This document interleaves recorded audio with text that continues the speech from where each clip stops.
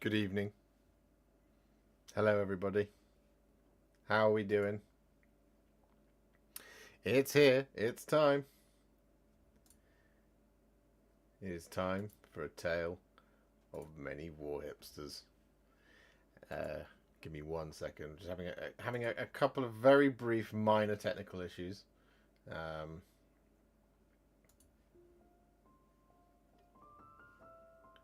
And then we should be good to go. There we go. We are here. We are live. We should be good to go. One of my windows isn't working. God.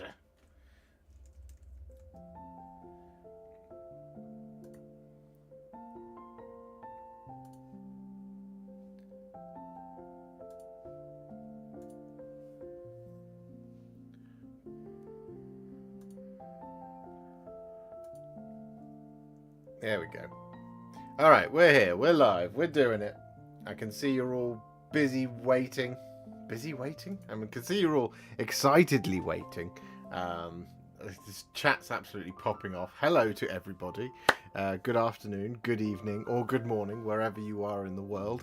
It is Tale of Many Warhipsters, episode 7 of season 2. Can you believe it? 7 episodes already. Including this one, 7, 8, 9, 10, 11, 12. There's 6 more to go, but after this, it's only 5. It's incredible. So, tonight, we are initially joined by Mr. Gwatkin. Then, Adam's going to try and be here at 9 o'clock. And then Rich might also join, but he's still at work, so he also might not join. So we might have the full gamut of the audience, of the hosts. We also might not. We shall find out. But that does not mean that there's any less to get through tonight. So I'm going to undeafen Mr. Gwatkin here. He's now undeafened. He should be able to hear me. And also, thankfully, he wasn't swearing as he's prone to do when he's alone. And then I flip over to... No, that's the other Richard. Oh, yeah. Good point. Good point. We flip over to this screen. And there you are. Hello. Hey. Hello. I'm happy to be back. Yeah, because you missed last month? I was sick last month. The flu that is going around getting everyone managed to get me, but I am back this month. Managed to get some stuff painted and looking forward to seeing what all you wonderful people painted. Yes, there's a lot. There's a lot to get through. This is like... Before we kick things off, I just want to say a huge thank you to everybody out there who I can see everybody saying in the chat this is their favourite live of the month. It's obviously one of my favourite lives of the month. But like honestly, like the amount of engagement we've had on this so far has been unbelievable and it's been fantastic. So, you know, season 3, who knows? Who knows how unbelievable that will be? But so far, guys, you've been absolutely killing it out there. Better than I have, to be frank. I haven't done a lot on my favourite armies that I was supposed to be doing. I've been starting projects left, right, and centre. You got the me time Mondays. You're getting through some personal stuff as well. Yeah. Sort of. Starting to. I was hoping to get Death Rattle Skeletons done for today, but I was like, there's no chance. There's no way. I've run out of time. Flat run out of time. But guys, are you excited at home? One's in the chat if you're excited at home. And Reza, if you're still here, we hope to hear from you. And Adam, if you turn up and you start at the beginning, looking forward to hearing from you too. Yeah, there's tons of stuff to get through today. There is, let me just pull up the document. 68 pages. I am. Which is a lot. I give the brief run through there to Rich. He just got the zooming through the fast scroll. He can see it. You guys can't see it yet. Shall we kick things Still off then? Good stuff. Shall we do Definitely. that? I will kick things off if everybody at home is ready to kick things off. Are you guys ready at home to kick things off? He's here, but knee deep in Exile also. Mate, just close the laptop lid, the time for Exile was 6 p.m. And it's no longer 6 p.m. That's the watershed for Exile. Exile should never be opened by anybody after 6:30 at a push. You say that, and yet I use like Excel to write my lists in, because I'm one of those nutters who just remembers the points and puts those in. Well, I mean, that's fair enough. All right. Let us kick things off then. Let's go for it, shall we? Let's go for A Tale of Many Warhipsters, Episode 7, Season 2. And let's kick things off in 5, 4, 3, 2, 1. Bosh. Boom. There we go. As you can see, we have a little void here on the left-hand side for when Adam and or Rich joins us. And then I need to click this button and then click this button so that I can see the chat and I can also see the pack and also see the stream health. Because what I really need for this setup is 2 monitors, but I don't have space. So, oh my goodness me, Scarbrand has kicked us off today with 20 gifted Warhipster memberships like an absolute boss. So massive thank you to Scarbrand. Thank you very much. Can I like that? I can't. I can like super chats now, but I can't like the gifteds. That's a shame. Oh well. Change will not come if we wait for some other person or some other time, but with the legendary Warhipster leading the way, the change we seek is that much easier. We salute you, legendary Warhipster. Honestly, Mr. Captain Manrings is so good at like pepping me up. He has literally the best compliments. Yeah, but he's the hype man. Yeah, if ever I form a rap group, I need to have Mr. Mr. the Captain Manrings beside me. Anyway, here we are, guys. Just like introducing you before each set. Yeah, exactly. All right, so kicking things off as per usual, we start with me, and I painted Ushoran, the Mortarch of Delusion. Now, some of you may have realised if you follow along with Me Time Mondays, when I said I'm absolutely obsessed with Flesh Eater Courts. This guy is why. I adore it. I think it's an absolutely unbelievable model. I think it's beautiful in a disgusting, gross, horrible way. I think he's nice and big, but also is not too big, so that he's just like he's not too obnoxious compared to the rest of the range. But also that he's just got so many elements of the smaller members of his faction within him that actually he ties the new stuff and the old stuff together in such a great way. And so I think he's a must-have for a collection purely from that aesthetic. But painting him is a ton of fun. He looks incredible, and I wanted to put him in as my submission for today. He is a stunning model, and you've done such an amazing job on this. I've just been like waiting ever since I've seen that model to see what you could do with it, because it just looks so good. Yeah, all the different. He's got so many like different interesting textures, and then like color transitions. And I love what you've done like from the skin, that sort of like subtle color transition, which is contrast perfect for, and then the same again on the cloak. And then like you said, the model just has so much character, and you've just got these like dead, mutilated faces like peering out from like between the fur, and like the more that you look at this model, the more you can like see and find. Yeah, one of my favorite little details of him is you see on his shoulder. So it looks like there's a man trapped in there because he's like trying to claw himself out with that arm that's just underneath him. But no, the arm is there literally as a nail. It's literally because you can see one on the other shoulder as well, on the left shoulder. There's one on each of his. I think they're like cloak clasps. So there's just one on each side that's just nailed into those clasps, which I really, really like.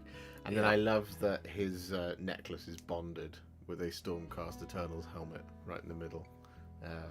Of course. I really like that. And it was one of those fun things painting him as a challenge was there's a really dirty, horrible gold that it has. And in order to get that, I was like, I don't know how I'm going to do this, and then I just thought, well, hold on, if we go for a metallic contrast paint, that'll do it. So I was like, well, people often tell me, if you use yellow over silver or whatever, it looks really good. So I was like, well, if we go for a dark silver and we use a dark yellow, we'll get a really nice color. And so I was just very, very pleased with how that came out, because I think it looks absolutely fantastic. Yeah, that looks great. Definitely, like you said, it's that unique color that can be a bit hard to match to anything else in the range. But yeah, it looks great. Yeah, I'm really pleased with it. I have done the others, the Royal Decapitator, Grand Justice Gormain, and the Abhorrent Cardinal. That one's also been done. I didn't put them in the pack though today because I haven't taken photos of them yet and I ran out of time. That was why. But there's videos. Look forward to the next time then. Yeah, exactly. They come out next time. It's okay, I guess. Awesome Summer King. Well, thank you, Captain Mannings. But yeah, no, I absolutely. I mean, obviously, I just see a beautiful king, just here in all his finest regalia. That's all I see. Yeah. Just almost a reflection of Sigmar himself. Yeah, 100%. Yeah, just the God King.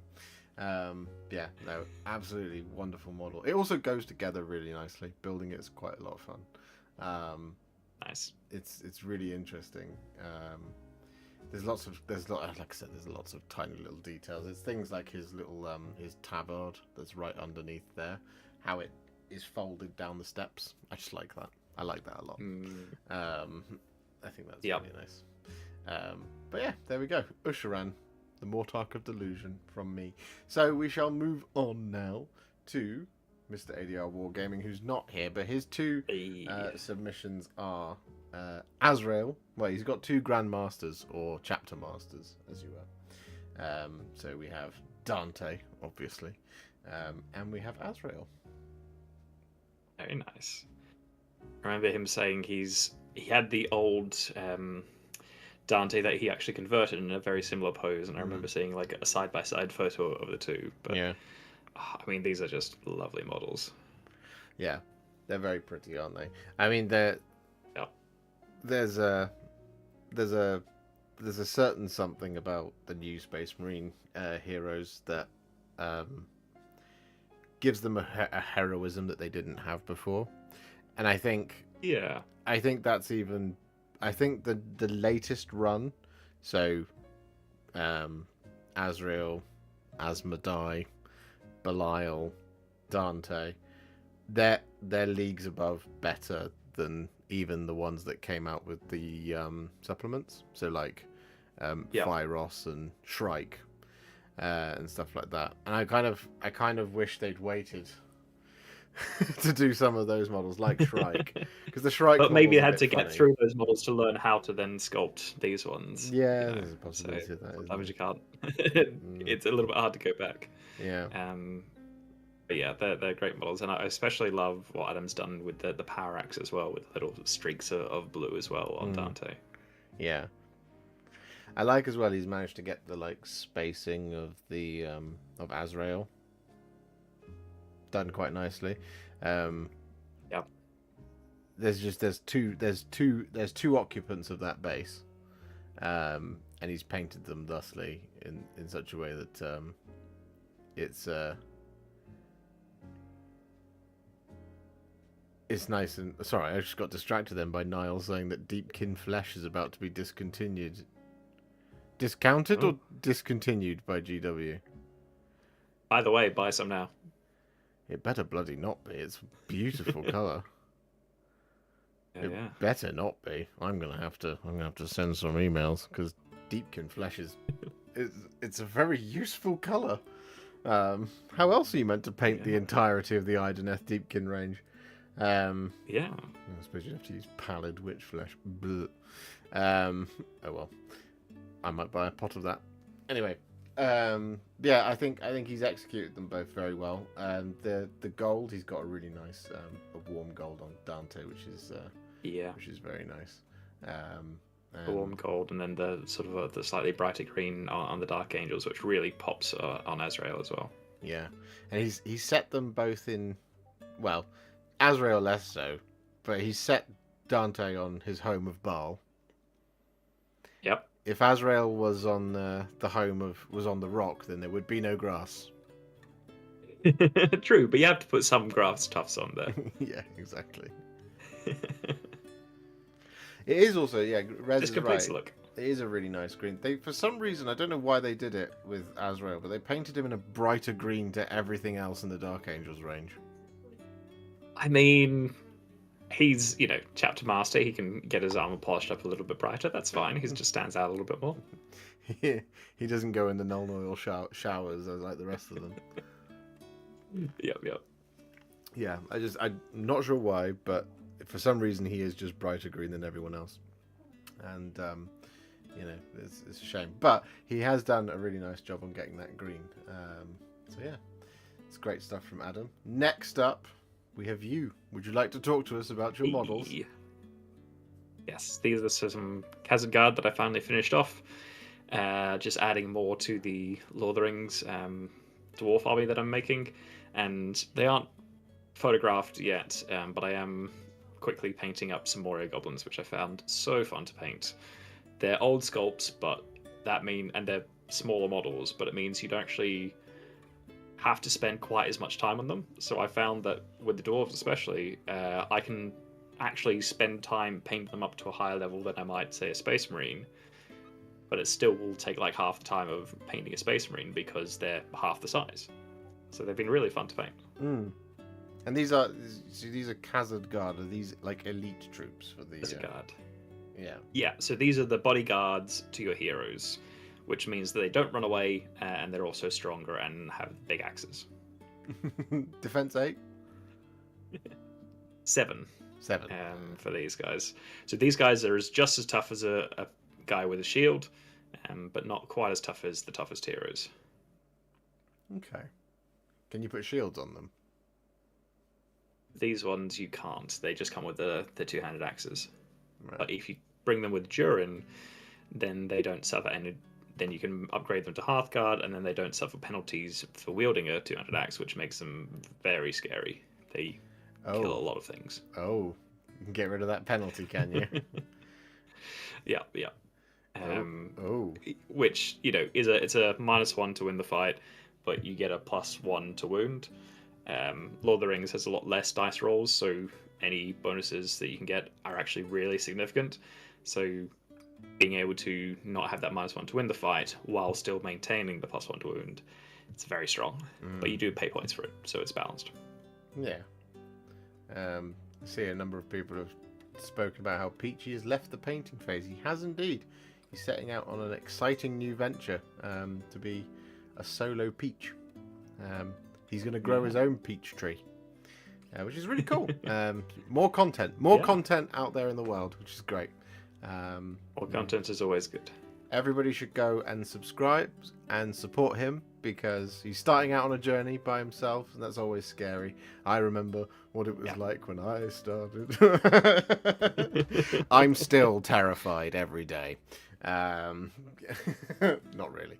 Well, I think you need to keep a little bit of the fear just to keep you on edge, because if you don't have the fear, you're probably a little bit too complacent. So a little bit is good, a lot probably not.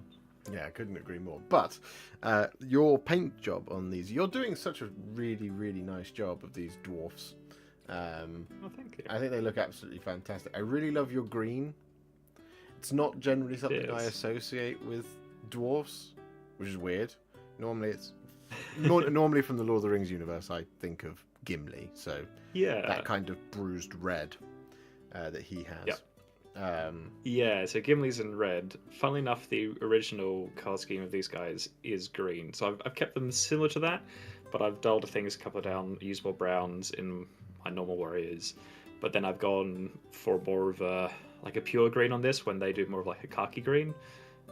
So it's close-ish, but still doing my own thing, and it's been really lovely just layering it up and putting on loads of different highlights and taking it up to a level that would usually take too long on a Space Marine, but with a little bit of cloth here, it's actually fine. Doesn't take too much time. Yeah, I really love as well how iconic the dwarfen axe is in Lord of the Rings. And I find it funny how the only so much of it's based on the movies. Well, all of it's based on the movies, right? That's the license that they have, is with New Line rather than the Tolkien estate, I believe. So I might be wrong on that. Don't at me, bro. But something close enough. Yeah. So a lot of it is it all movie fits within that cinematic language. Yeah. And so, like, for the ranges of things like the Khazad dwarves and stuff like that, so much of it just borrows a lot of its aesthetic from Gimli, because he's the blueprint. And I love how distinctive those axes are. They've got a certain kind of low res quality to them, but that's really high res, if you see what I mean. Because it's like the gap in the axe. It's so them, and it's never a curved blade either. It's always like this kind of slightly blocky thing. So you think of Gimli's throwing axes. Yeah. It's dwarves are kind of, they're all straight lines, but they're not right angles. It's sort of like hexagons or stuff like that. It's like they've got a certain geometry to them that you don't see with the other designs. Like, obviously, elves' time are probably a bit more like Art Nouveau and very flowy, fluid lines, and then very jagged for any of the orcs or goblins. So I love how each of the races tends to have their own geometry to them. Yeah, absolutely. Mr. the Colonel says, yes, Wurzer, but I wanted to see you interact with Peachy in an interview. We can still make that happen. He's on his own now. He can do whatever he wants. He could call me any day and we could interview and film. Yeah. I could call him. And be like, Anything can happen. We're going to interview each other now. And he'll probably be like, who is this? What are you doing? And I'll be like, oh, it's Josh. And I'll be like, oh, right, I do know who you are. Maybe.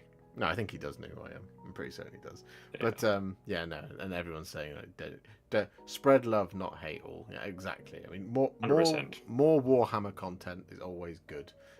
So absolutely go and subscribe to Peachy. I think it's called Peachy Tips. Which is that's the name that I heard as well. Yeah. You can find him on YouTube. He's already put one video out, which is his little trailer, which is great. I thought it was really great, and the set that he's clearly going to be painting in is fantastic because it's just clutter for days in the back, but it's all cool clutter, which I love so much. It's such an epic vibe. I love it. It's not like a swanky RGB setup. I don't have that. I have clutter for days in the background. That's how I roll. But if it's interesting clutter, then it's all good. Hey, Peter. You need some clutter in the background to keep people's eyes interested. Exactly. You've done an absolutely cracking job on these dwarves, and I think they look fantastic. But we must move on, Mr. Quatkin, unfortunately. I'm looking forward to everyone else's. I know what my stuff looks like. Yeah, I mean, you've been sat with it for weeks. I think it's okay to hate Tories and that word, which will get me demonetized if I say it, which I found out very recently if I say it too many times. So, yes, it is okay to hate those people. Yes, it is. How many more models do you have? What's your goal with the Khazad? Have you got a total you're going into? I have short-term goals, long-term goals. Short-term goal, I want to paint up 500 points of each Moria and Dwarves. I'm about halfway there now. I think I painted 15 of the 30 models I wanted to paint up for my Dwarves. So about halfway with the Dwarves. I'm spending a little more time on them. I've currently just started, like I said, painting Goblins. I reckon I might finish my 500 points of that in a week or two. So look forward to those on the next one. But my dwarves I'm taking a bit more time with, and then beyond that, then I'll work up to sort of 800,000 points. But for now, I'm just aiming for 500 of each. Oh, nice! I ordered my guards at the Fountain Court, so if they turn up, I'll have my 1,000 points of Minas Tirith, so I'll be ready. Nice. Well, I have to paint it all first, but we'll definitely need to get some games in. Oh god, we scrolled. My scroll wheel is so sensitive on this mouse. It's very funny. We could do the fast version of Tale of Many Warhipsters with that scroll. We'll Just zoom all past all with of them. just one single scroll. We'll get through the whole thing, but we're not going to do that because that's Yeah. silly. Been a trying 2024 so far, my dude, but onwards and upwards. Made it tonight though, so that's the most important thing. Oh, Peter, I'm sorry it's been difficult. I'll text you alright. later if it's not too late or if it's tomorrow. But I was thinking about you today, buddy. And I was like, I haven't heard from you in a while. I had a rough start to this year as well, but over sickness, over all that, there are 11 more months. It starts when you want it to start. It's all to play for. Yeah, technically, your year can begin today. You can just run you can run a separate tax year from February to February. If you're self-employed, you can choose when you do your tax year. Which is why mine is March to April to March. Which is, the traditional one. Anyway, doesn't matter. Let's move on to the next one, shall we? Who is Mr. Dave Hall, who treats us with Karazai the Scarred. Dave, what are you doing to us? Yes. I mean, we've seen you do Dragons and Stormcast before, but this is something else. I mean, Dave. Wow. Every time. Incredible. Every time. You'd think my phone would have learned by now. Every time I look up Karazai the Scarred, it always autocorrects it to Karazai the Scared. Now, either I can't spell, so it does that on purpose. Yeah. Or it's just my phone trolling me. For years now, it's been doing this. Every time, Karazai the Scared. So I always read it. I always see it and think of it as Karazai the Scared, even though it's not. He's scarred and he's scary. It's very good on the tabletop. But Dave has absolutely crushed it here with his Karazai. It is beautiful. Yeah, he's a beautiful model, isn't he? Yeah. I want them to do another one. I want them to do a third Draconith. They've got two brothers, and you need another one in there, just like the younger stepchild that they've just forgotten about that is, now comes out. Their son? I don't know how dragons reproduce. Who knows? Dragon eggs, clearly. So yeah, treats us to a Karazai the Scarred. See, I'm doing it now. Karazai the Scarred. I think he's got the tone of it absolutely spot on. It's not easy to do because they use slightly. I don't think they used standard GW colours when they painted this guy. Because the ones that are analogous to the colour scheme are all slightly weird. It's like a mixture of things like Scrag Brown and Deathclaw Brown. Yeah, I've heard rumours that one of the reasons that they don't really divulge the heavy metal recipes is sometimes they're not always GW paints. Yeah. So the way I did it was using various versions of Gryph-hound Orange and Gore-grunter Fur and stuff like that. But I think you've absolutely captured that kind of browny orange, Dave, perfectly. I think he looks wonderful. I mean, the blending here is just immaculate, and the dark scales, the bits of black on the wings, the patterns there as well, and then the gorgeous sort of purple scarring. It just all fits together perfectly. Yeah, it's just brilliant. It's brilliant work. It's a beautiful job.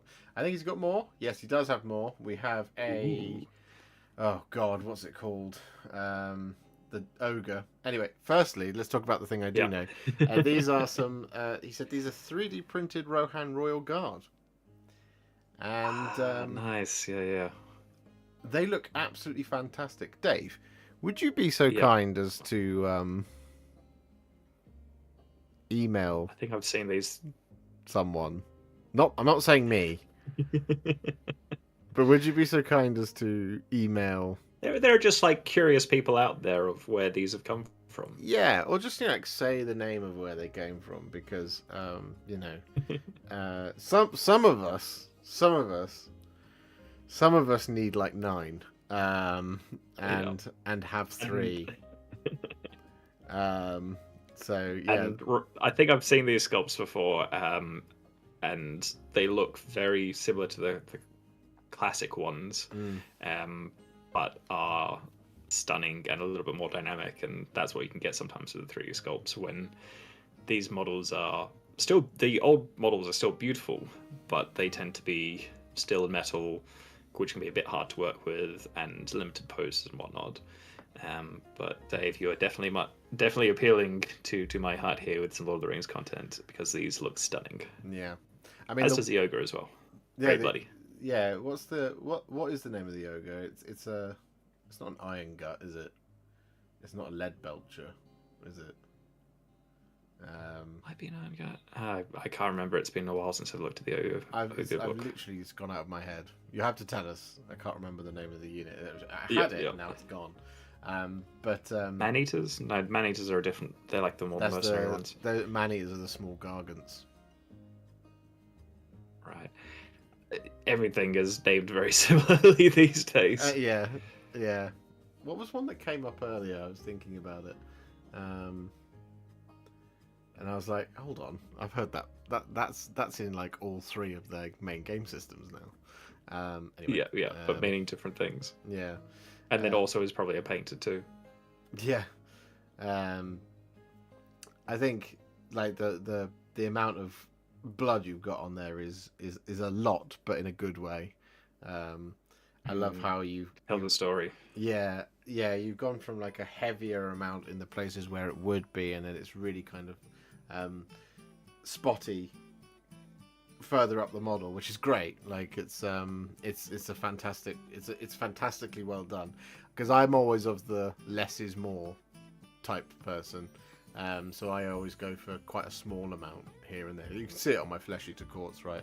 I use very small amounts of blood for the Blood God here and there, because I always know that I'll go beyond the tipping point if I use too much.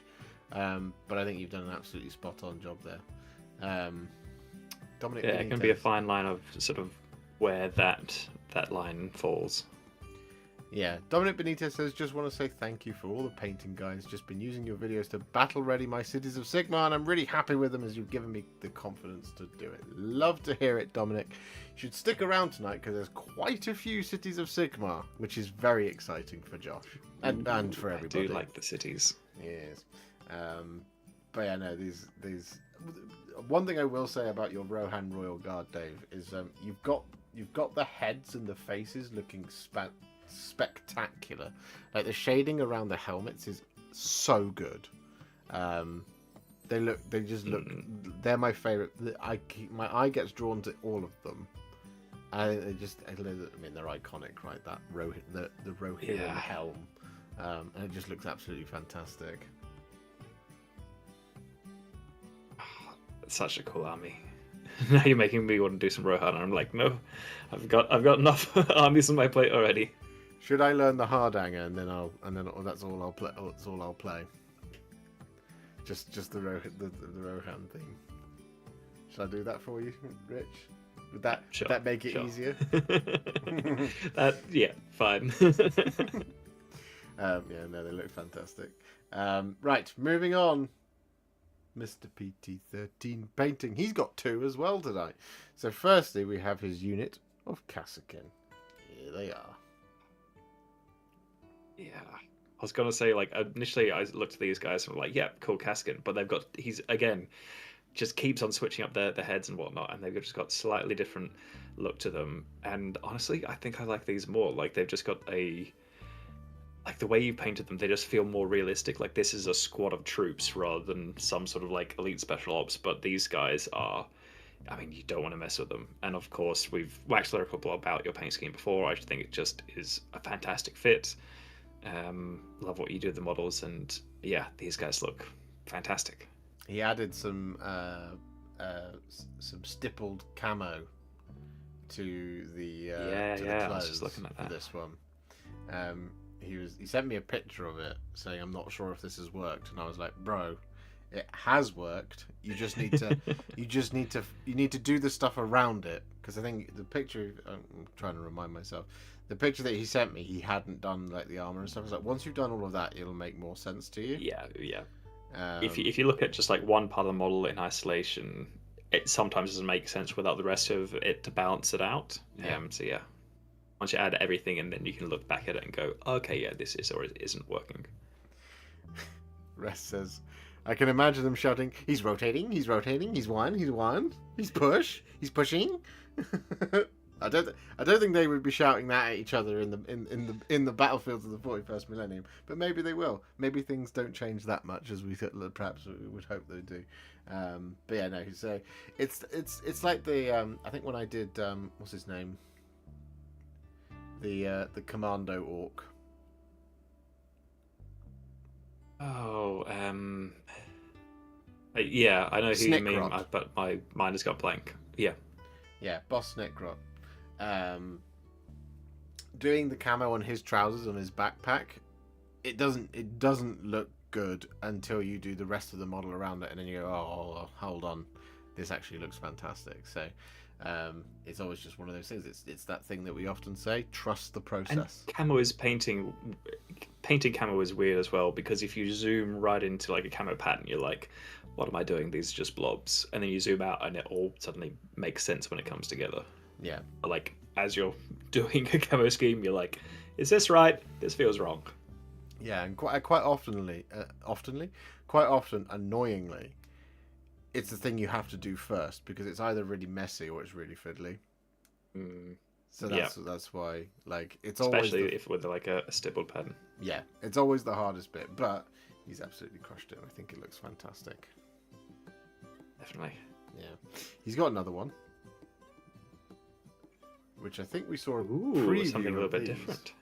Yes, we have Warhammer Underworlds. We have the Skelly Bobs with pink cloaks. Yeah. I don't think I've ever seen them with pink cloaks. This is great. No, I'd never seen them with pink, and he was like, I don't think I've ever seen anyone do these things with pink cloaks. Yeah, and yet great. Do something different. Somehow it works, doesn't it? Pink and bone. Who'd have thought pink and bone would be a really nice combination? You know what? They've got a similar like value in terms of like how light or dark it is. They're like similar in value, so they actually kind of match on that regard.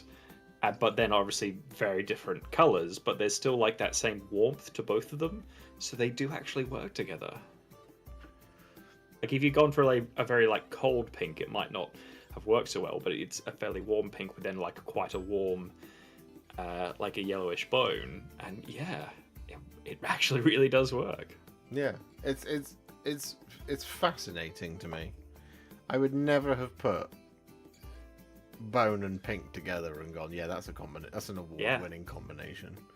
100%. And yet you're right, they have a very similar value, and they are probably contrasting colors. I suspect yellow and pink sit opposite each other. Purple and yellow are the opposite ones as the complementary colors. So what you'll see sometimes people do is they find the complementary and then they'll go like one to the side.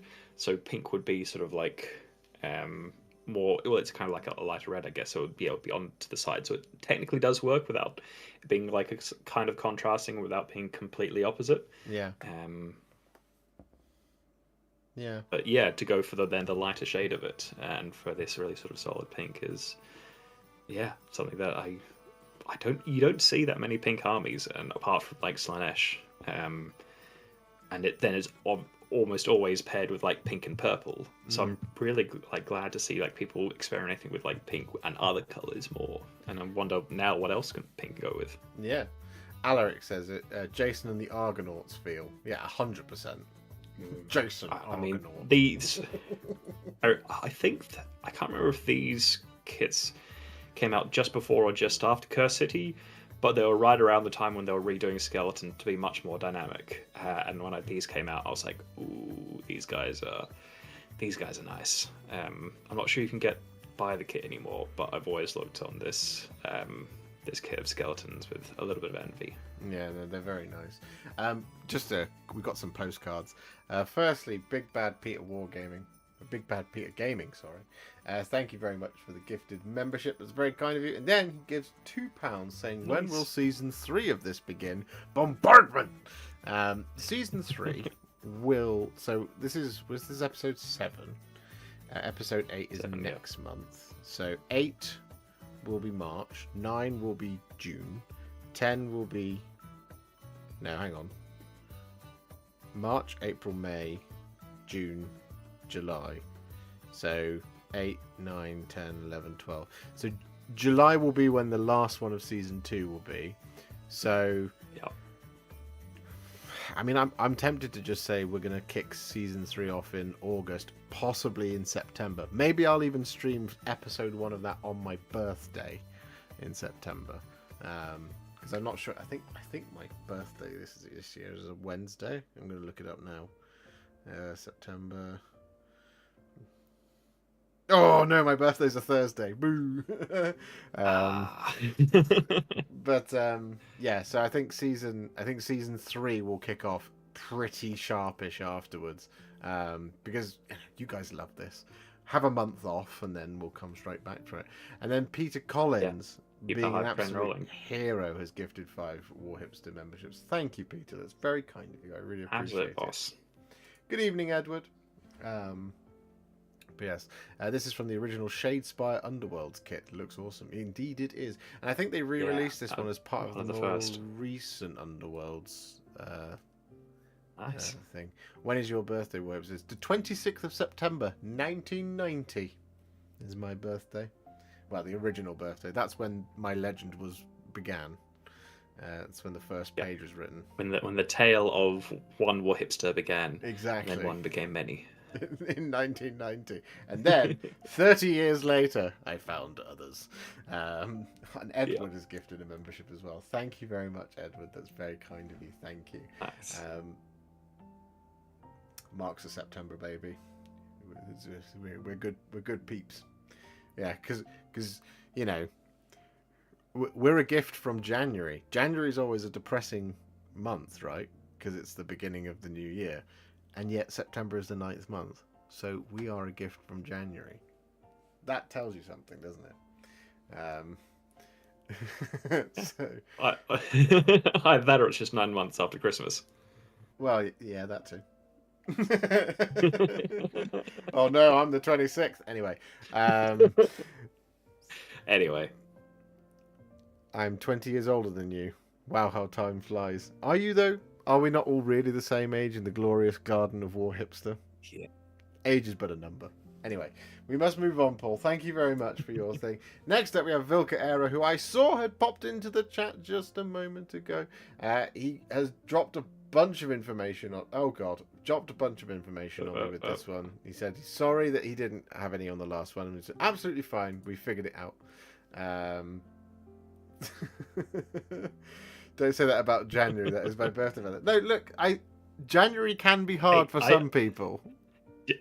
January is great. I've just had a birthday in January as well. Yeah, January is a lovely month. I love January because it's the time of new beginnings. But for some people, it can be a tough month because it's the beginning of something, and maybe you preferred the last one. Maybe you're still enjoying the fit of the previous year, and you don't want to have to buy a new coat, which is what I go through every January. But you know, it is what it is. So yeah, Vilka Era, he said he felt bad that he didn't give us any information last time, as it was absolutely no problem because we part of the fun is guessing. However, yeah, especially with their models as well. Yeah, so this time it's the Forge Tyrant. So we've got some Necromunda going on here. Forge Tyrant was a kit bash using a few different kits. I had this idea of a hugely bloated but extremely powerful boss. Maybe an ex-stimmer who didn't burn himself out. I was rewatching Dune over the Christmas period, and Baron Harkonnen was exactly what I was thinking. The kit bash was from the leftover pieces from the stimmer kit, head, right leg and right leg and injection thing on the back. Ogre pieces for the body and gut plate. The axe arm is from the Orc Commando boss. Some green stuff and chain then for the cape. Streaking grime covered all the models, then reduced it with Sansador. I decided to give the models some OSL glow. I hit the models with a green ink from scale 75, which was quite dark, so added some yellow into it and sprayed that in a smaller area. Then some white in raised spots. Then that green-yellow mix again. Happy enough with how they came out. Well, you should be extremely happy with how they came out. Vilka Era, because they look absolutely incredible. Yes, it's very, very, very and obviously nice. Kit bashing as always. You always have so much character within your models. They are a joy to behold. And these, like you said, they have that perfect feel of like really dark and gritty world, which perfectly fits with Necromunda models. But then those sort of bright sort of spots of OSL really then contrast well with that. Yeah, these are like just sort of like atmospheric. Yeah. And I mean, OSL is always very pretty. Well, especially when done right, and they are very well done here. They capture a lot of what I think Games Workshop artwork tends to do when it's like when they go for like kind of grittier indoor aesthetics. They always seem to have like either yellow or green as a spotlight from the underside of the models, like they're about to fall on a plasma explosion. They quite often do that. Having in like a 2D drawing, it's almost kind of that comic book style of if you have like a very harsh directional light, it sharpens up all the edges and you can get sort of more of those defined lines, and it's very sort of stylistic, and obviously that style influenced a lot of sort of early Warhammer. So yeah, having it in OSL, putting that into your miniature totally makes like thematic sense and sort of pays tribute to that, the origins of that art style. Scarbrand says January flies by the more that you drink. This trick works for most months. It's a good way of dealing with not a proponent for dry January. Then I'll take it. I mean, I'm dry all year round, so I would have to have a wet January, which sounds weird. I'm going to move on because we've got another picture. Yeah. It's the same ones, right? But it's the slightly different angle. You can really but just even more photos. Yeah, you can see the bulk of the leader there, and the gut plate, as you mentioned it. It looks really good front ways on, and I love the chained up heavy bolter. I think it's great. They almost like seem more menacing from this angle as well. Yeah. No, there's definitely a danger to them. Like if you're at the other end of like a narrow corridor, you'd not want to see these guys coming towards you. No. Is there any, out of interest, and I'll be interested to see what the chat thinks as well, is there anything in the world of 40k that you'd like to see coming down a corridor towards you? Maybe a servo skull? But even then, it's a reminder. Like a grot would be fine. Most little guy. Anyway. Who's a little guy? Oh, you have a big gun. Yeah. I think these are great. These are absolutely fantastic. They're just, like you said, they just really capture a mood, don't they? The mood of Necromunda. I nearly said the nude of Necromunda, which would have been something completely different. It's a completely different thing. We'll capture that next week. Laura says, I attempted my first OSL this month. It was more fun than I thought it might be. I did the same thing on Belial. It was my first attempt at doing like a proper OSL type thing, and it was more fun than I thought it would be. I'm completely with you on that. Someone was talking about how they did their OSL today as well, and there's a whole bunch of different ways you can do it. But yeah, just experiment, see what works for you, and have fun with it, because it always looks really cool when like I never really met anyone that doesn't like OSL. There are some people who goes, well, maybe you overdo it with this or that, but honestly, OSL is just very cool. I think chat needs a cold shower with some of the things they're suggesting they want to see come down a corridor. Oh my, you'll make me blush, guys. I would like to see Clonk charge at me. I'm with you there, Grey Tide. You just, as long as you're wearing, football standard shin pads, you should be fine. No, awesome. Thank you very much, Vilka Era. These are absolutely fantastic. Next up, we have the Colonel. The Colonel's here with some Nighthaunt. Alice, if you're watching. Boy. Try not to get too mad that somebody else is doing Nighthaunt again. He's got actually quite a few. It's just more inspiration. Yeah, exactly. He's got quite a few to get through. So first we have some Craven Throne Guard. Oh God. Sure. Craven Throne? Is it Craven Throne or is it Craven Guard? Either way, we have the newest unit of theirs with their crossbows, which can shoot through walls. Lovely. Ghostly bolts and all that.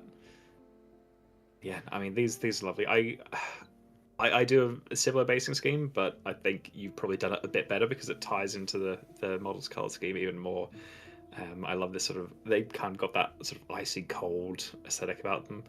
Like you look at them and you know that like the ghosts are also cold, and you don't really want to go near them because they'll shoot you obviously, but even if you did get close to them, they don't like look like something you want to tangle with.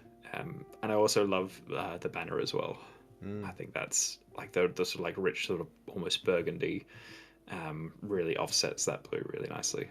Yeah, definitely provides it continues this thing, especially like because as you say, you've got the coldness of the blue.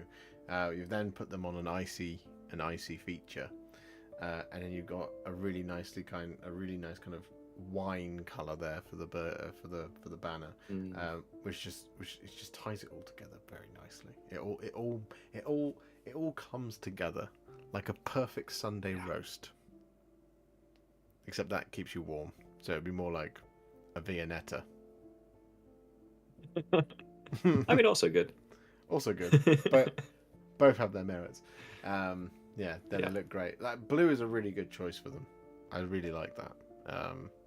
Slightly different to the normal sort of greenish ghouliness that they have. But it's still like a ghostly color though. Like it fits for like a very similar purpose. Yeah, he's got some more. So here we have some. Oh God, what are they called? Chain rasps hordes.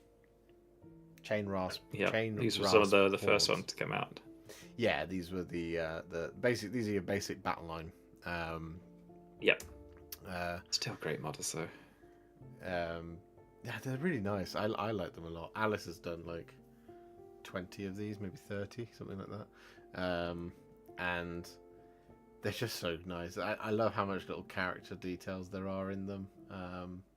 Yeah, for something that's supposed to be like a more horde unit, every like one of them is different and has character, and they've got different elements and bits and chains or tombstones or different like axes or maces or like spiked implements, swords. Like they're all different. Where I mean, I've been playing Lord of the Rings, where it's like, cool, here's like this person.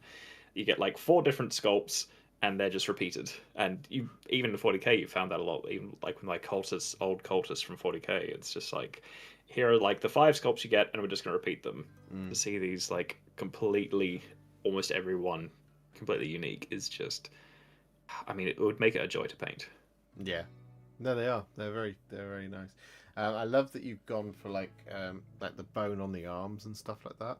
I love that as like an extra color in that. I think generally, again, like Games Workshop tends to paint those bits as spectral, but then the weapons are like rusty weapons essentially. So I like there's a little bit more.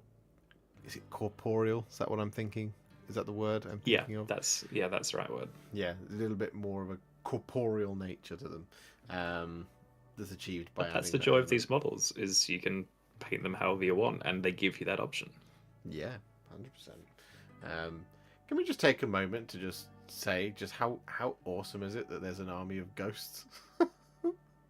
Yeah, I always think this when I think of Nighthaunt. I was just like, there's an army of ghosts. You know, skeletons we've seen. Yeah, because back in fantasy, there was a unit of ghosts. Yep. And they would come on like big bases, and there'd be like 3 or 4 to a base. But now you can get a whole army, and models are incredible. Yeah. Just I love that. It's an army of ghosts. It shouldn't work, but it does. It's the army of the dead. Speaking of, they still have not arrived. I do love how gothic they go with their death range, like with all the death rattle, and then with flesh eater courts, and then with the these ghosties as well. It like they really lean into that sort of like almost classic gothic horror style, and I just love it so much. It's a great aesthetic for death. Yeah, I would. Do you know what I'd love them to do? I'd love them to do a limited run time, like. Maybe not even made to order, like just a limited edition version of it, of using the clear plastic they use on the Army of the Dead for just everything in the Nighthaunt range. Just I don't know how hard it is to work with, like, if they would have to prepare the molds a separate way, or whether they just go, cool, for a month we're going to stop like producing it with these, like filling the molds with this plastic, and we're going to fill it with clear plastic, and then we'll do it for a month, and then we're done, and then we'll sell those. Like, I'm not sure if it's that easy, or whether I'm sure it's very complicated. Yeah. Yeah, some clear ghosties would be awesome. Mr. ADR Wargaming is in the chat. Mr. ADR Wargaming, would you like to make your way onto the Discord after I assume you've had a drink and used the facilities, and once you're settled and all that? Unless you're on the train right now, furiously texting away, in which case, you know, we don't need to hear the transportation system of Greater London area. Yeah, just live stream his journey home. But yeah, join us whenever you're ready, and I'll fiddle with the stream and put you on the screen. Next up from Colonel, we have those models you were talking about, the Spirit Hosts. Now these, Colonel, these are awesome. These are absolutely unbelievable. Are incredible. Yeah. You can see, like, it's you've taken the blue which you've used for the ghosty bits of the rest of them and just put it across the whole model here, and it works so well. This is it's just like the perfect representation of what you're going for with the ghosts here. It's brilliantly done. Yeah, boy. Like, I love the ones that are coming out of the bodies on the... I mean, I love this as a thing from them. Just, there's a skeleton that's crawled out of a grave that then has 3 ghosts exploding out of it. It's like, yeah. How many layers do you want? The models tell the story. It's not just like, oh, here are some ghosts that are wandering across the battlefield. It's like, they have come from these bodies. Like, you can see where the ghosts have originated from. Kataro says he hates putting these together. Now, interesting story for you, Kataro. Sure. I think most people with the Nighthaunt, they start with one of these because it's like a £21 box. It might even be cheaper than that. It's one of the cheapest things that they make. The other one is the Mirmorn Banshees. So it's one of these or Mirmorn Banshees. And because this was like I think this was the first unit that Alice got that she actually had to use glue, because the Mirmorn Banshees are push fit. Yeah, because they were easy to build, weren't they? Yeah. At least there was a easy to build kit of them, and then there was a multi-part. And not for Mirmorn. For Mirmorn, they've always been push fit, but for these have always been a glue assembly dealio. And Alice turns to me and goes, as she was doing this, she said, I don't think I'm very good at building. And I was like, what do you mean? She's like, I can't put these together. So I go, well, let me have a look at it. And I spent like 2 hours trying to do one of them. They're not easy to put. These are the worst things to put together. They look so cool, but they're swirling all around each other. So like trying to work out how that works together, I'm sure wasn't easy. But once they're built, they look rather nice. There he is. Hello, I've joined. I need to adjust the camera slightly. I need to talk amongst yourselves, because I need to fix it now. Need to fix it. Hello everyone. How's everyone doing? These ghosts are nice. I've broken it. I've broken the internet. I'm like Kim Kardashian. No, these ghosts are very nice. Apologies for the late joining. But I love these. I love this icy blue scheme on the Nighthaunt. It's really cool. Very, very cool. It's very nice. I agree with your comments, by the way. They are horrible to build. They're the worst. I built a bunch of these. Yeah, I built one of these as a chaos spawn for my 1,000 Sun. So instead of coming out of the skeleton, they're coming out of a dead rubric marine, which is not an original idea at all. Loads of people do it. But yeah, I remember trying to glue them together and then get them to stay in like the little hole I drilled in the rubric marine, and it just wasn't fun. Yeah, they're an absolute bloody nightmare. Games Workshop, instead of redesigning Space Marines over and over again for units that don't need a redesign, can you please go back to the drawing board on these? Just make them better. Just because these are Necrons. They're such nice models, though. It's just they paint to build, and sometimes that's just how it has to be. Yeah. But when they are done, they look like this, and they look amazing. Yeah. So, you know. Yeah. There's in fact there's one on Arch Colonel's Cavalos great. Xantos's base. Just one. Yeah. And lonely it's in two pieces, and it glues to a large thick rock, so it's done in like 30 seconds.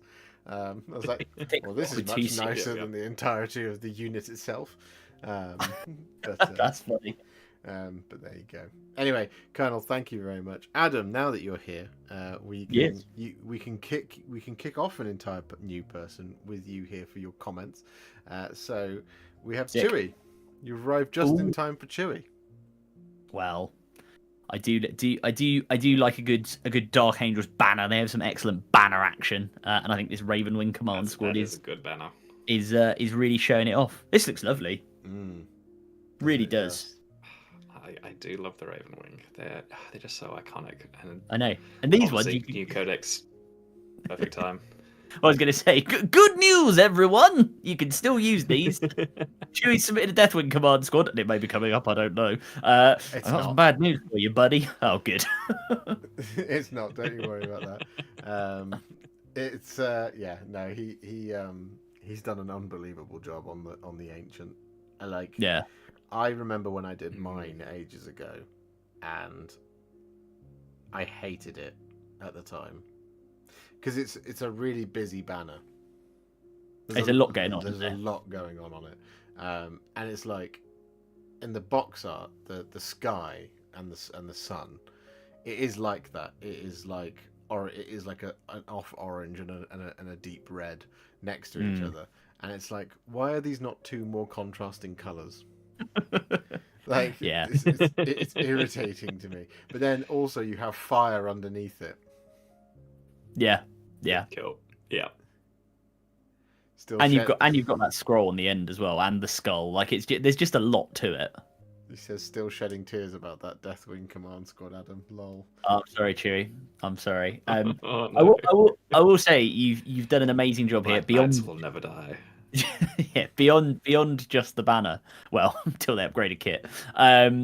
Beyond just the banner, you've done an amazing job here on all of the gubbins that make these into the Ravenwing. The Dark Angels and the Ravenwing in particular are nothing if not extra. And I think you've really nailed it because the details on the scroll work on the bikes, for example, it's really clean and like really nicely done. So I think that's great. Yeah, the champion's blade Yeah, looks there are excellent as a well. lot of details. I've also just read Ice Phoenix's comment, and I saw it at the corner of my eye as I look at chat, and I read it as the Alan Partridge quote. I'm just going, great banner. It's really great banter. These are fantastic. That's two accidental partridges we've had tonight. Oh, was there one earlier? Yeah, there was one earlier. I'm sure we'll get a third one in now. Am I a bit loud, Adam? Sorry, I'll turn myself down. I'll lower my voice.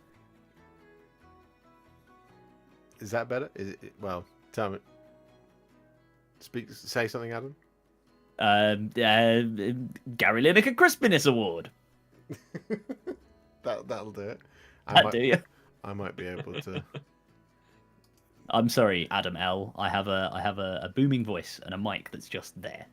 So He does. I've turned you down a little bit on this side as well. yeah, Is if that- I'm still too loud, then sorry. Yes. It's enthusiasm for cool models. Yes. Yeah, And we never. it's Ravenwing. Yeah. Adam getting told off by Adam. it's a good point. It's Just his alter ego. We do this. It's a thing we do when we get together. They just look out for each Ed- other. Adams stick together. Edwards come in with the joke. Chaos Bikes. Yep, Chaos Bikers. I should point out the banner is Yep. molded, not freehand, although I need to Yeah. write something onto the banner parchment. So if anyone wants to suggest what, But still, like, Do you want to be serious? even if with it is Chewie? molded, it's still a great job. Yeah, I mean, it's still an amazing job. But do you want to be serious with it, or do you want to make it sort of slightly amusing? Because what you could do is you could be serious and you could write, Angelus Mortis or something like that on the banner that sort of suits the Ravenwing.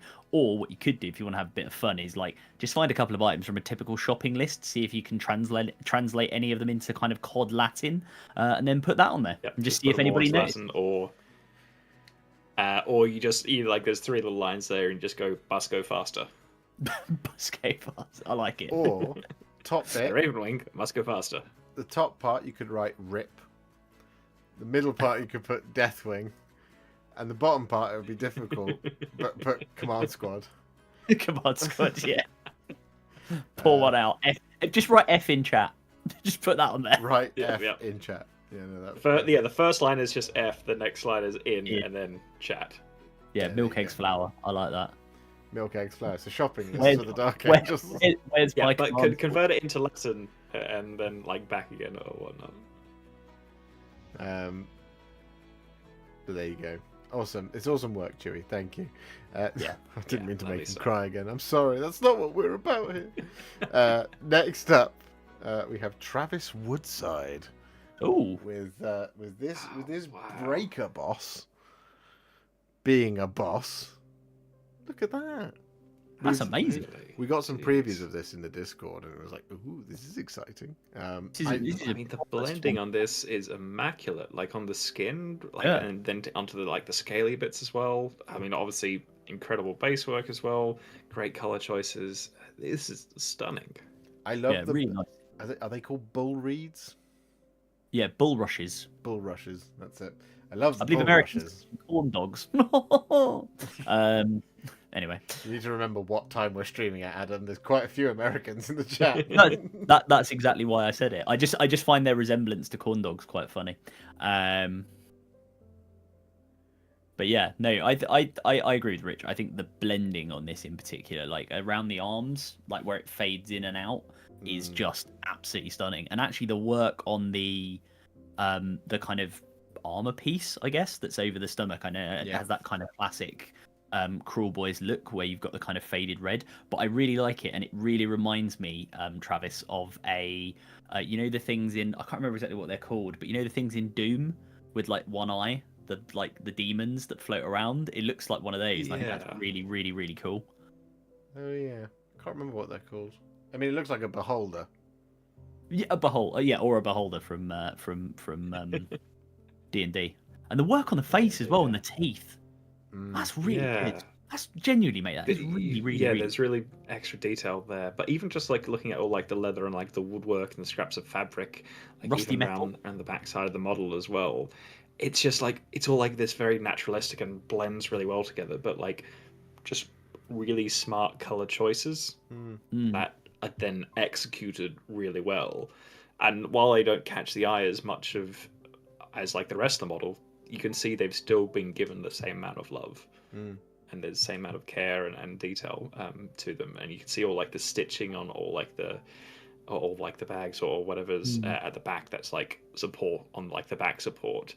All that stitching's been picked out, so like there isn't a detail that has gone unnoticed on this model. Yeah, It's really I love impressive work. I love the submerged kind of lily pads as well that you've done, like, and you've clearly taken the time to do a bit of resin. I assume, and correct us in chat if you're wrong, but I assume you like did a bit of resin, put the lily pad in, then did a bit more resin on top to kind of get the look, and it's just perfect. Like again, this is a fabulous model on its own, but this is one of these ones that we talk about so often on Tale of Many Warhipsters, where the whole army together is gonna look stunning, because you'll essentially have in parts on bases a diorama of a complete swamp. It'll just be fantastic. Yeah. Yeah, 100%. I really love as well, just as a final point, the like the shock of the yellow pimples. It's really Yeah, I nice. was gonna say that as well. It's a Just like an extra spot color. yeah. It's enough to correct little, pardon the pun, sort of islands of color, in the murk of the skin. The skin is not murky by any stretch of the imagination, because you've got really clear transitions and definition between all the things, like from the slightly rockier, scaly parts of the hide, and then you've got two different kind of mid greens going on there. So you've got the stuff that's all on the back, which is in amongst the harder stuff, but then you've got the really soft underbelly. And you've got 2 different colours, but then you add in this little shock of yellow every so often. It's a real delight to find them. It's really nice that you've got like he looks very naturalistic, which is fantastic and goes with the look of the base. But you've also got, you know, as you say, you've got what, like 3 maybe sort of 4 greens almost on the Troggoth itself. Is a Troggoth, right? The Swarm Caller Breaker Boss is on the Troggoth. Is that right? Maya Brute, I think it's called. A Maya Brute, okay. And then the actual Breaker Boss himself at the top, like he's that kind of more traditional like orky green.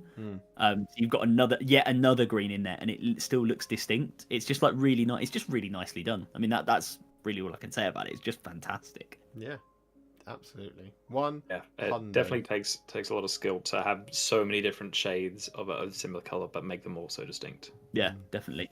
Yeah, absolutely. 100% agreed.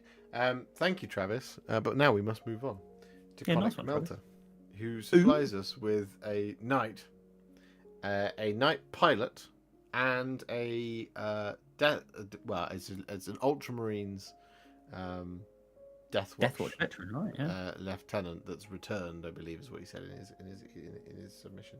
Nice. So yes, behold. Come back to the Ultramarines. Yeah. Where do we start? And you've got it with the iconic melter on the knight. Yeah, the knight. I see what you're doing there, Rich. That's there's some very good wordplay there. Yeah. I'm missing something. But I also love that you've done the knight pilot in white as well, because that actually contrasts really well with the purple. I think I do wonder, and I love the purple, and you know, as Rich says, the contrast of the white. I do wonder if in your lore, when this knight pilot gets out of his big purple knight that's covered in, you know, eagle symbols, any space marines around him that are vaguely familiar with the Emperor's Children go, hang on a minute, excuse me. Do you mind explaining that to us? But no, it looks fantastic. I really love the. I mean, purple and gold is such a like classic regal color scheme. I mean, we talk about it with like so many other schemes that we see on Tale of Many Warhipsters and stuff. So you've done it really, really well here, and I like the fact it's actually like almost more of a lilac purple. It's not like the really deep purple, smoke on the water. But yeah, I really love it. A bit more like a burnished like gold as well, rather than something super bright. What's going on the because are there any on the shoulder pad? Because it looks like you've got like quite a cool, almost like a planet or something with some stars, maybe. There is. Hey, here we go. That's awesome. He did that up perfectly. Yeah. That is fantastic freehand. It's almost like Adam put the pack together, except he didn't because he's far too busy for that. I'm nothing if not observant, unless you know I have a really low res screen and I think a bolter is a bird, but that was last season. The freehand works really, really nice, and I like that. I like the planet and stars on the shoulder pad. I like as well that the base looks kind of like a moon, like the surface of the moon. Yeah, lunar landscape. Yeah, it does. Combined with the Astra Militarum fella and the little his little, I guess, Mars rover. Well, yeah, I was going to say, yeah, it's like a little rover. It looks like one of those little delivery bots that you get that knock around sometimes. And if you've ever seen those nowadays, they have those little delivery bots. They used to trial them near where I used to live, so it sort of reminds me of one of those. It's like taking his parcel to the knight. Did they really trial that round you? Was that weird? It was weird, yeah, because I'd be walking along to go get the tube, and there'd be this like little cart kind of just going along the path. It's kind of cute. Probably just want to. I also do want to point out like the heat like burn pattern on the melter as well. I always love to see people do that, and I think you've done it really well as well with that sort of like transition from the black there. Yeah, like black through to almost a purple violet color through to the metal. Yeah. The purple is so important to the heat burn. Like you absolutely have to have it.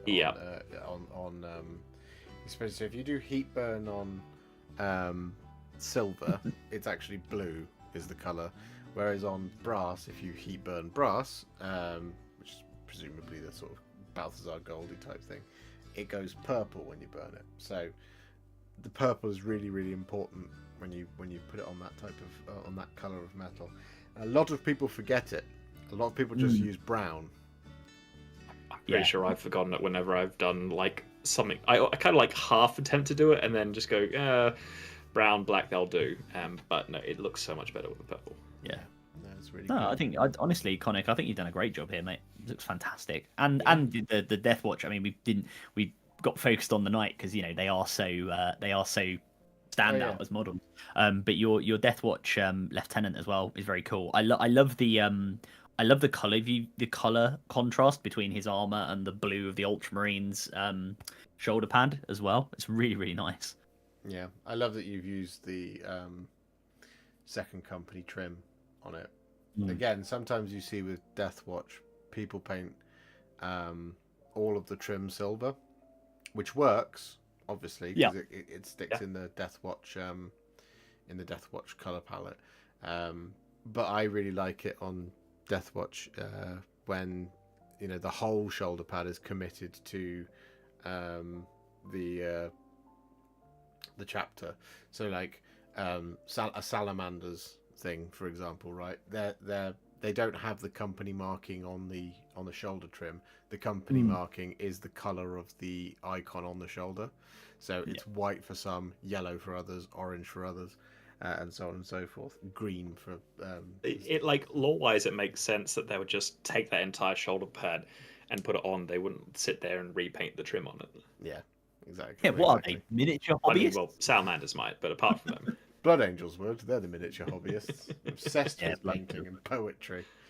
Sculpture. Yeah. Sculpting their abs because they're beautiful.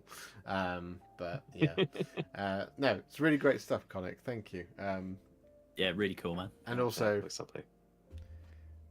Rich is bringing his A game with the wordplay tonight. In case you missed it, he said you've gone with the iconic melter. Adam. What? He said you've gone with the iconic melter, and it's a submission from Conic Melter. Oh wow, okay. I'm quite tired. That's very good. It's always great when you have to explain the joke. Yeah, it's good. Yeah, it really makes the comedy. Really like. Shall I tell you why? Shall I tell you why it's funny? No. We see nice. Is what he just said. Next up, So it's like- Stoogie. Stoogie's in the chat. Stoogie gives us the Black Talons, as well as the Questa Soul Swarm. I mean, these are two of the coolest like little warband units in AOS, so I'm automatically enthusiastic about these.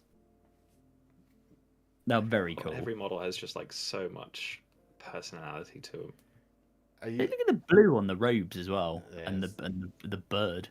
It's lovely. Are you as excited as I am for the Saviors of Cinderfall? They look pretty Stoogie. baller, to be fair. And I'm sure Stoogie will add them to this. We can get sort of a family photo of all the cool little warbands. I desperately want to see These are great. the Black Talons, the Saviors of Cinderfall, and the Questa Soul Swarm together, because it'll look absolutely sick. Stoogie, I would. Just like start. Yeah, they don't do AOS skirmish anymore, do they? Because I think like obviously these have a game for them, but yeah, just like having a couple like small war bands like this to go around the table would be great. Yeah, no, I definitely agree. One of my favourite things you've done here on the Black Talons is the little pool that Lowry is standing on sort of floating above everything. With the work branch. on the ripple is amazing.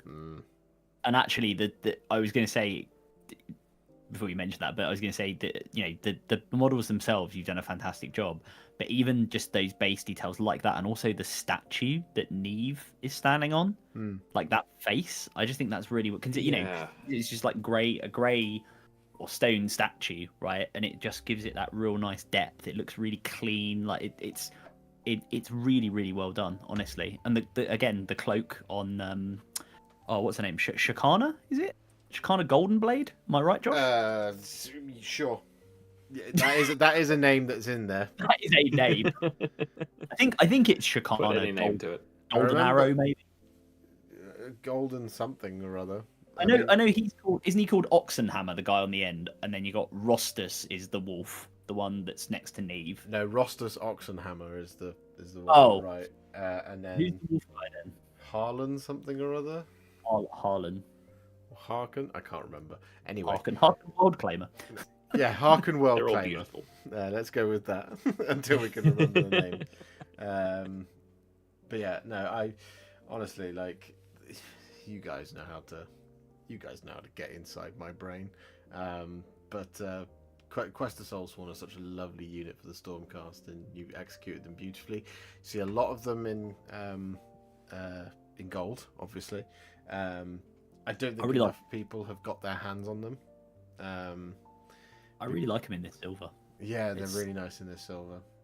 Yeah. It just looks. And I don't just know, like a slightly different basing treatment as well, which is also like this is such a great example. These models are obviously all painted really well, but the bases are just a fantastic example of how much atmosphere you can add, and sort of how suddenly just by adding a couple of bits of cork here and there, they look like they belong in a world, like you're world building with your bases. And I like so cool. I like the way you have those little pops of color throughout the models as well, and obviously, you get it on the quest. You've got it on the Quest of Soulsworn on the weapons. The hafts of the leather binding, I guess it is sort of in the red. You've got the purple of their sort of, I guess, under shirt cloak things that they have that hang down. I can't remember the exact name for those. Paterges, is that it? Paterges. Yeah. And yeah, like, and the little like other little details like some blues on there, like it just adds it by having the little pops of color, it actually makes the armor almost stand out more, I think, and it just makes the whole thing come together really, really nicely.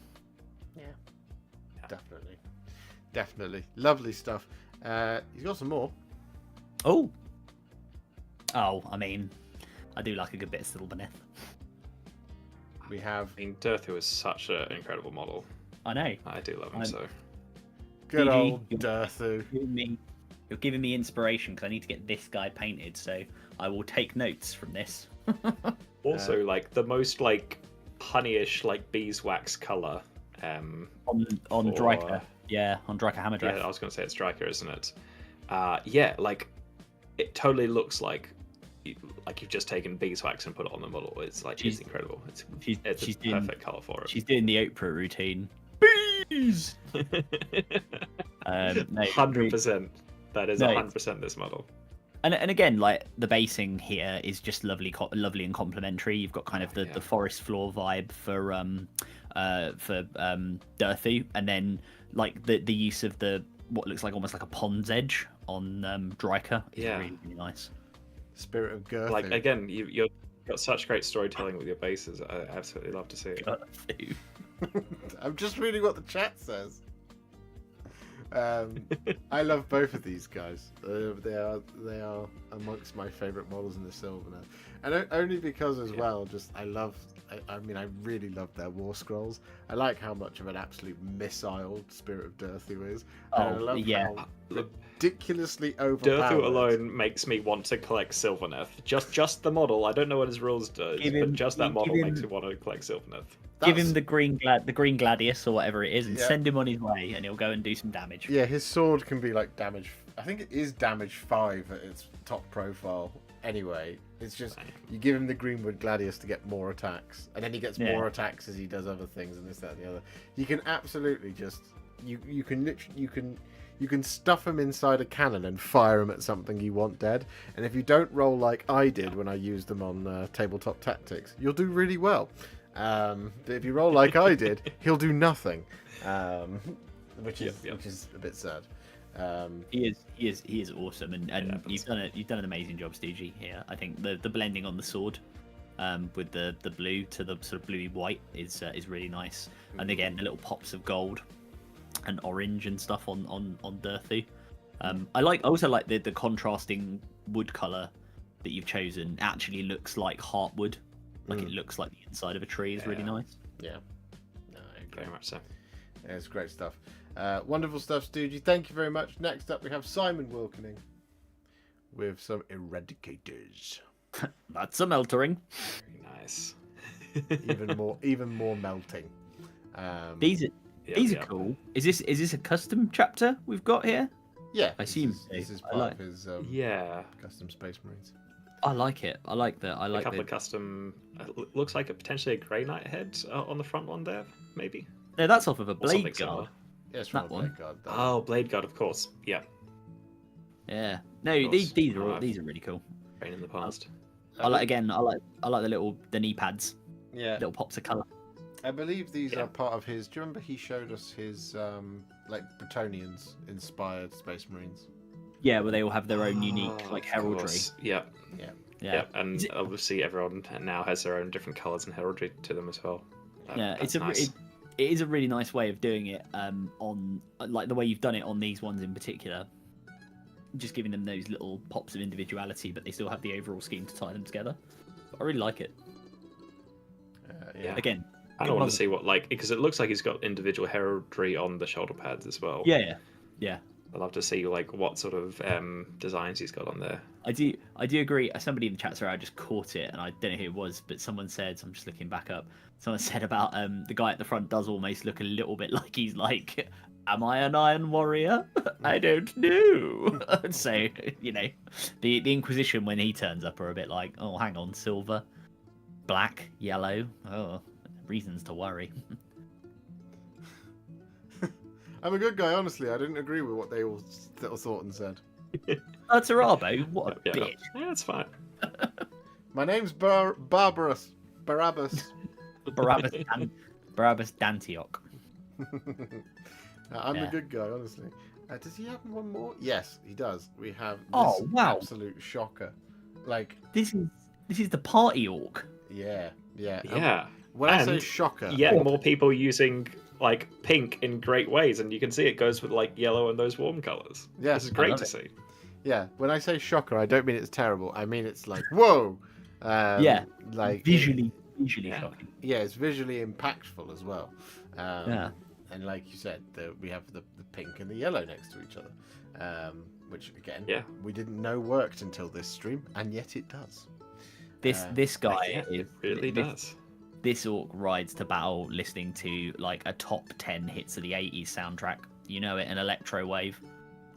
Dun, dun, Oh, yeah, dun, yeah. dun, dun, dun, He has his own YouTube playlist called lo-fi electro beats to kill Stormcast 2. push it to the limit. Do, do, do, do, do. No, I think he's more with that pink and yellow. I feel like he's more like a "You're out of touch, I'm out of time."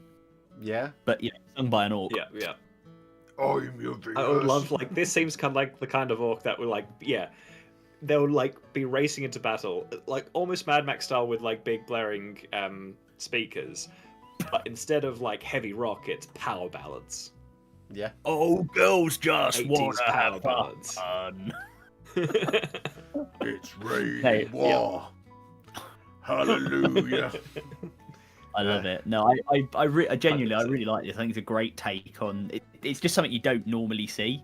And given that we've got the Iron Jaws guys with the yellow armor that we've seen a few times done really well, it's nice to see you've got that sort of reference to it, but you've gone, well, hang on, if they can have bright yellow, why can't they have pink? I really love it. It's really cool. Yeah, it's beautiful. It's lovely. Rhubarb and custard, Dana says in the chat, which I like. Hey. It does make me think of Yeah. the.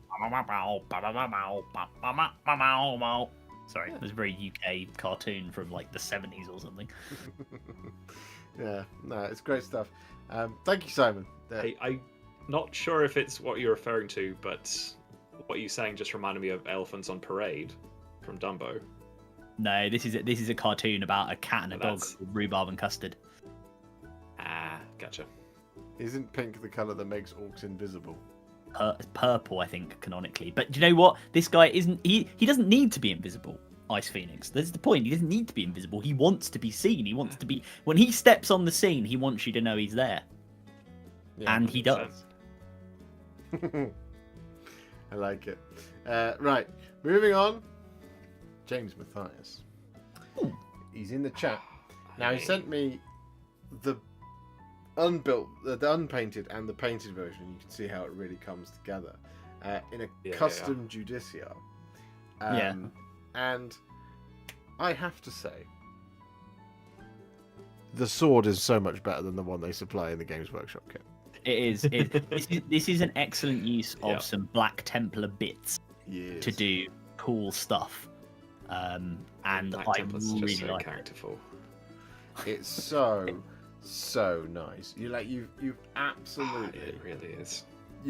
You've captured the judge. Like, I mean, okay, so like the judiciar is a judgy boy, and it's a judiciar in the Dark Angels, who are all judgy boys. They're pretty judgy. Yeah. Between this and Grand Justice Gormain, there's a lot of judgment. There's a lot of judgment. Yeah, but, this guy is like Judge Judgeson, the judgiest. Yeah, he's Judge Dredd. Some might say He can be like the real life. There was actually a Lord Chief Justice of the UK quite recently whose name was like Henry Judge. So it's very much nominative determinism, and there was a period. I was going to say that's not determinism, isn't it? There was a period when he was more junior in the judiciary, when he was just judge. He was Justice Judge was his title, which is quite funny. So I think I think this is absolutely cracking. But is that the head from the Reaver Lieutenant as well? I think so. That's been used. Yeah, it looks like a Reaver mask, but I'm not sure exactly where the head. Because I know that the skull he's holding is I think it's weirdly enough with the talk about Doom earlier. I'm pretty sure that's called this. And someone in chat pointed out the thing I was talking about, by the way, with the Doom demons. They're called Cacodemons, and I believe that thing is a relic called the Skull of the Cacodominus. Is its technical name, and that's what he's used here, and it just looks fantastic. Yeah, absolutely. But like, one of my favourite things about this is the green and black. Yeah, it's really good. There are so many things here that are, as you say, really judicious use of Black Templar bits, but it doesn't read as Black Templars at all, and it reads so much as a Dark Angel. And you've got the black in there of the Judiciar. You've got the green in there of the Dark Angels. You've got... I can't tell you how much I love that weapon and the posing. You got the bone tabard as well. That gives it that Dark Angels feel, which is really nice. Yeah, it's just so good, man. And then like painted super cleanly. It's fantastic.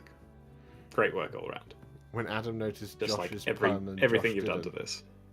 I thought I noticed my pun. You do. I can't stress enough how much I love this guy. He's so much more of a because I love the cowboy duster jacket of the original Indomitus version of the thing, but this guy I think just absolutely embodies a Judiciar almost better than that guy did, because he had the silly the silly GTA face bandana thing. Yeah, and he also had his sword over his shoulder, and he was holding up the Temper Mortis. He was like, "Look, my egg timer's running out. I need to take stuff out of the oven." This guy is much more threatening with his "Come here, look at my skull." I really like it. And do you know what, Games Workshop? If you are watching this video from Games Workshop is tuned in or watches at any point, why don't you make an alternative sculpt for the Judiciar, perhaps, that is based on something like this? Because it would be very cool. We've had alternative sculpts for Primaris champions. We've had them for obviously multiple lieutenants and captains and various other things. Wouldn't it be nice if we could have we've got alternative librarians. Wouldn't it be nice if we could have an alternative Judiciar based on what James Mathias has done? Because this is fabulous. Yeah, it's absolutely wonderful. And I love him striding through a bed of flowers.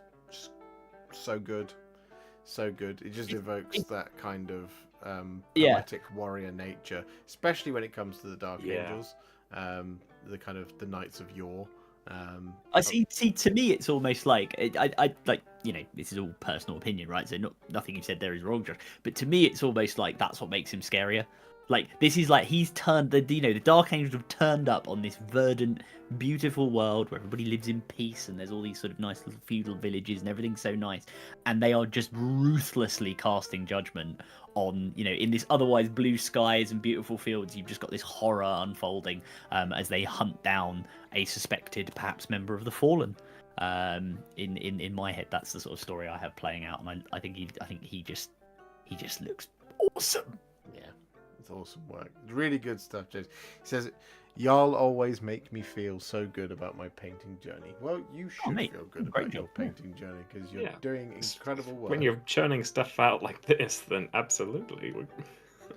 Yeah, and I'm envious of I'm envious of the talent to convert, because I can't do it. I do not have the patience to do it myself. As discussed on Monday, when everyone was like, "Do you have a large Bix box?" and I was like, "Yeah," and I've no idea why, because I never use any of it. I don't mind the odd conversion, but it's just I find it's a lot of work, so I just tend to stick with whatever the instructions tell me. So I had also a large bits box that I just gave to a friend Ollie Missick, who is very good with converting, because he can make use of that a lot better than I can, and he has. Yeah, maybe I should throw mine at him, although I think I would kill him. He's only a small man after all. But thank you, James. Honestly, this is a real treat. Really good nice stuff. Next up, Don Benson. I did get yours from the Discord, and you said earlier, "Oh man, I accidentally only left mine in the Discord." That's where you can submit as well. We have a Hive Tyrant here. Is it a Hive Tyrant or is it a Swarm Lord? Swarm Lord. This is a Swarm Lord, which is a type of Hive Tyrant. So both still works. So I was half right. I love the fact that he's got the blades are red at the core and then going to black on the edges. I haven't really seen that done to this sort of like high contrast before, and it's really nice. It just looks mean and menacing. Well, they're supposed to be like Neuro blades, fantastic, right? but that's just like they're all biomass something or other. Well, they're all living, right? Between them, but really effective there, and really makes them stand out. It's a good candidate, and we won't award it because I haven't seen the whole of the stream. But this is a good candidate I would enter for the Gary Lineker Crispiness Award, because there's a lot of crispiness going on here. It's very nicely done on the edges of the armor, on the swords, as you say. It's just and on the sort of little nerves. What am I talking about? Veins on his head, or its head, and the blending on the claws as well. And that sort of lighter red into a darker red before it goes into the cream skin. Really, really nice. Really, really well done. Love the base as well. It almost reminds me of lovely work around. Like it looks like there's red particulate floating inside the inside of like almost like glass obsidian blade. Yeah. Yeah. But this is what I mean. To me, it's like it's almost like the kind of the sort of, whether it's fluid or energy or something, like because I think these blades that they have are meant to be like a sort of, they have like a nerve that runs up them, and the blade can sort of change because it's a living creature, right? It can change slightly depending on what it's having to sort of be whacked into or whatever. I think in the lore is sort of how it all works. But it effectively has like an edge that is almost the equivalent of like molecular sharp, even though it's a living creature. And the red running down the middle is like the kind of that connection to the Swarm Lord, and it's nice because then it's reflected in his claws, in the top of his crest as well. It just really brings it all together. Yeah, it's beautiful. No, they look really, really cool. Yeah, and his little licky tongue. I just want to give you a kiss. You've got the what do you call it? The lines on the carapace. There's a word for it. Feathering. Yeah. I mean that's all, as you say, crispy.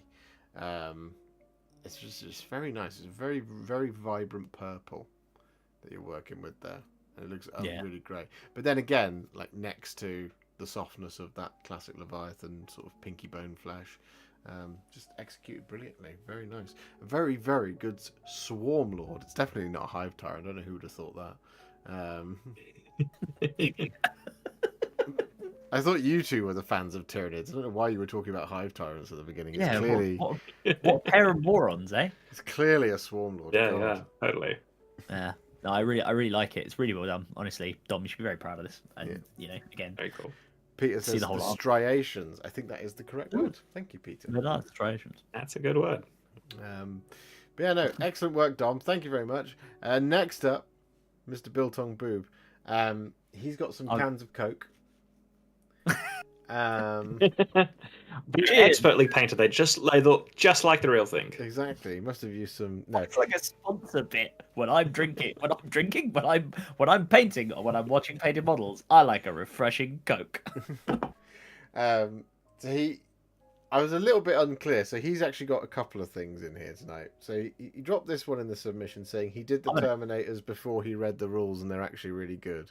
So I think there's a little bit of guilt there about the balanced data slate perhaps, and being a power gamer, which we all know Biltong Boob famously is. Of course. He's the most power gamer of power gamers that I know. And I know Adam.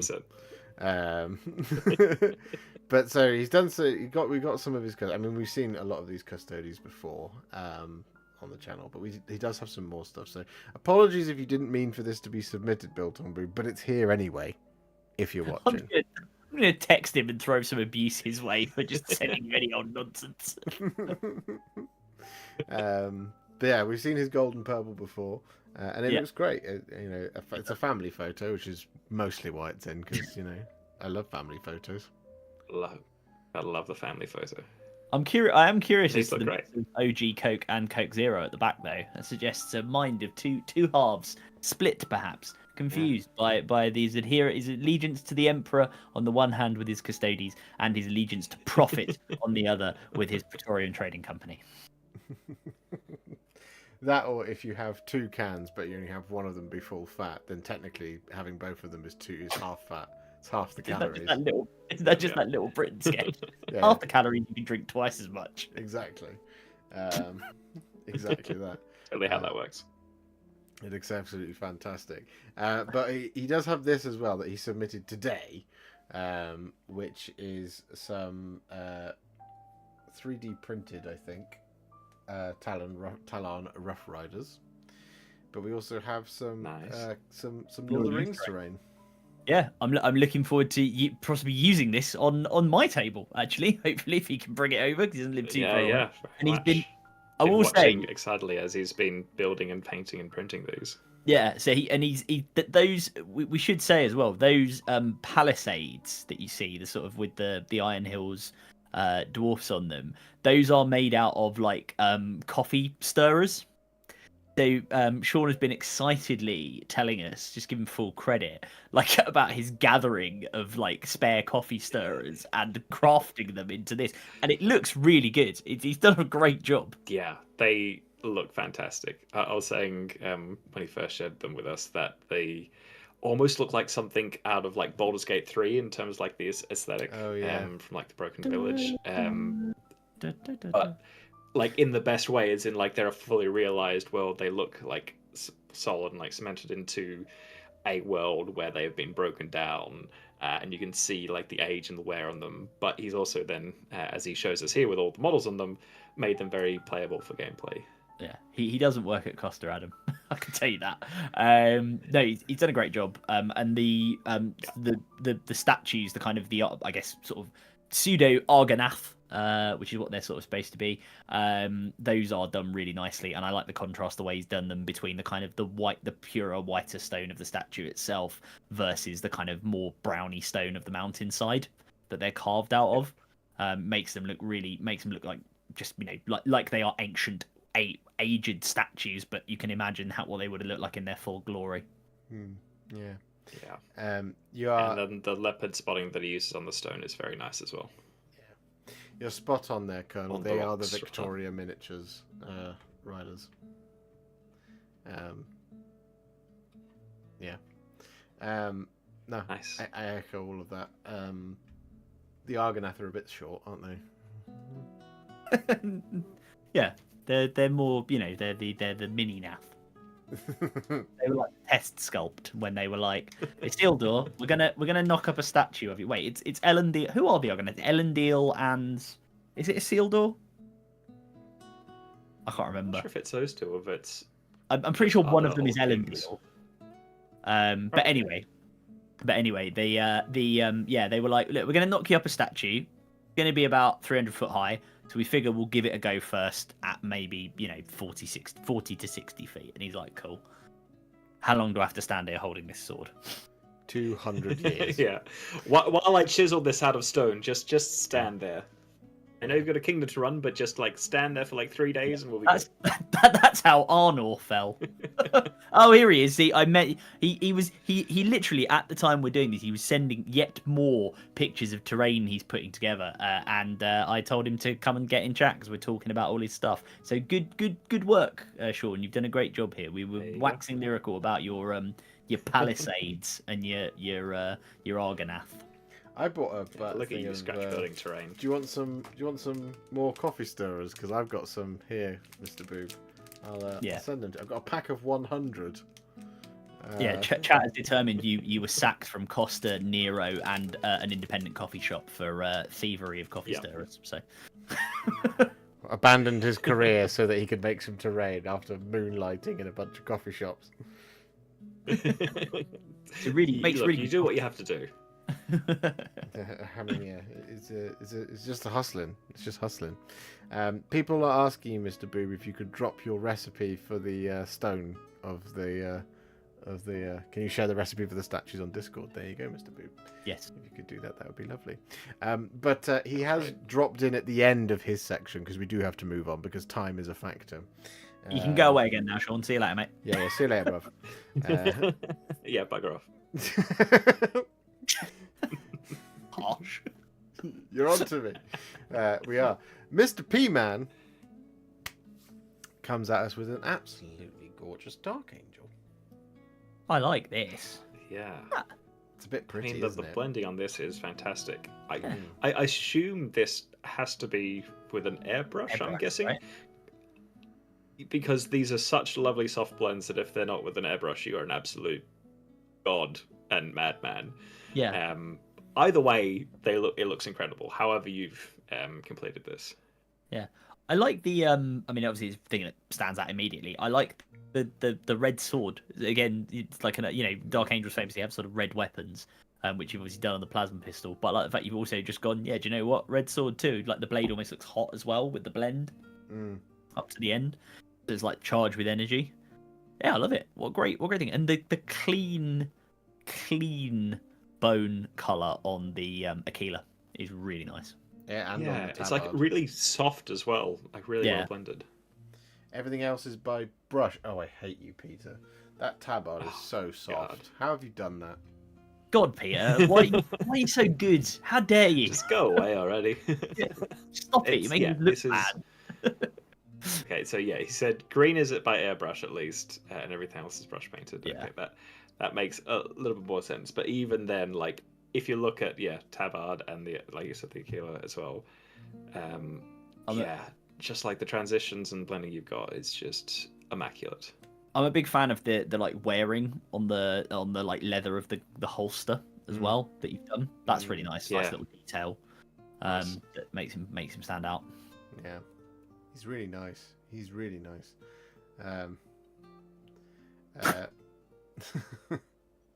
Digtail.com. And yeah, I love the, like you said, the red power sword, like a red saber.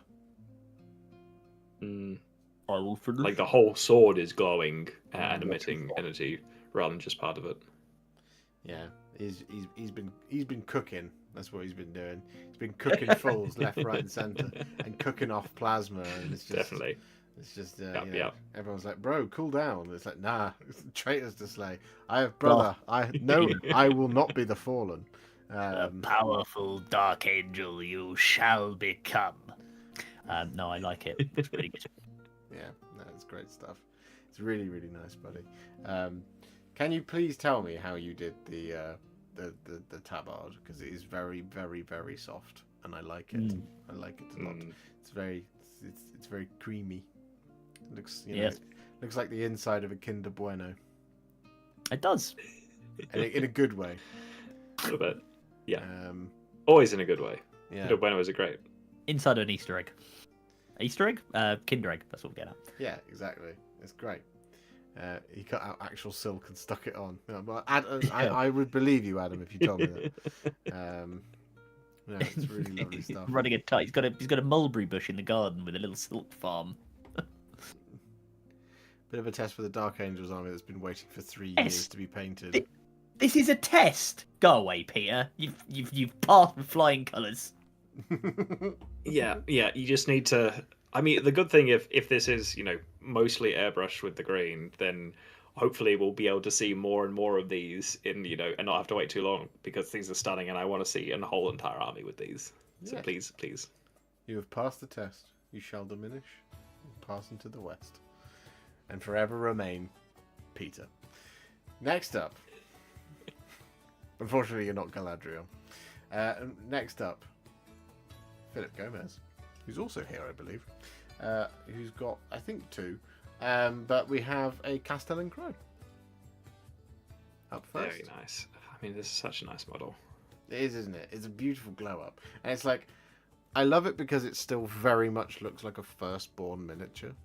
Yeah, they literally just went. Yeah, they just went zoom in on the sculpt. Yeah, just like slightly bigger scale, but still kind of firstborn. Yeah, it is really cool. Also, I love in the lore that the whole point is he's got this demon sword, and in previous versions it never had this flame coming out of it, because he is the pure one that can resist this demon blade and never turn it on. Suddenly now it's flaming. But I guess he just learned how to use it without still succumbing to it. Yeah. I love that as well. When he dies, the next person has to be able to handle it as well. Mm.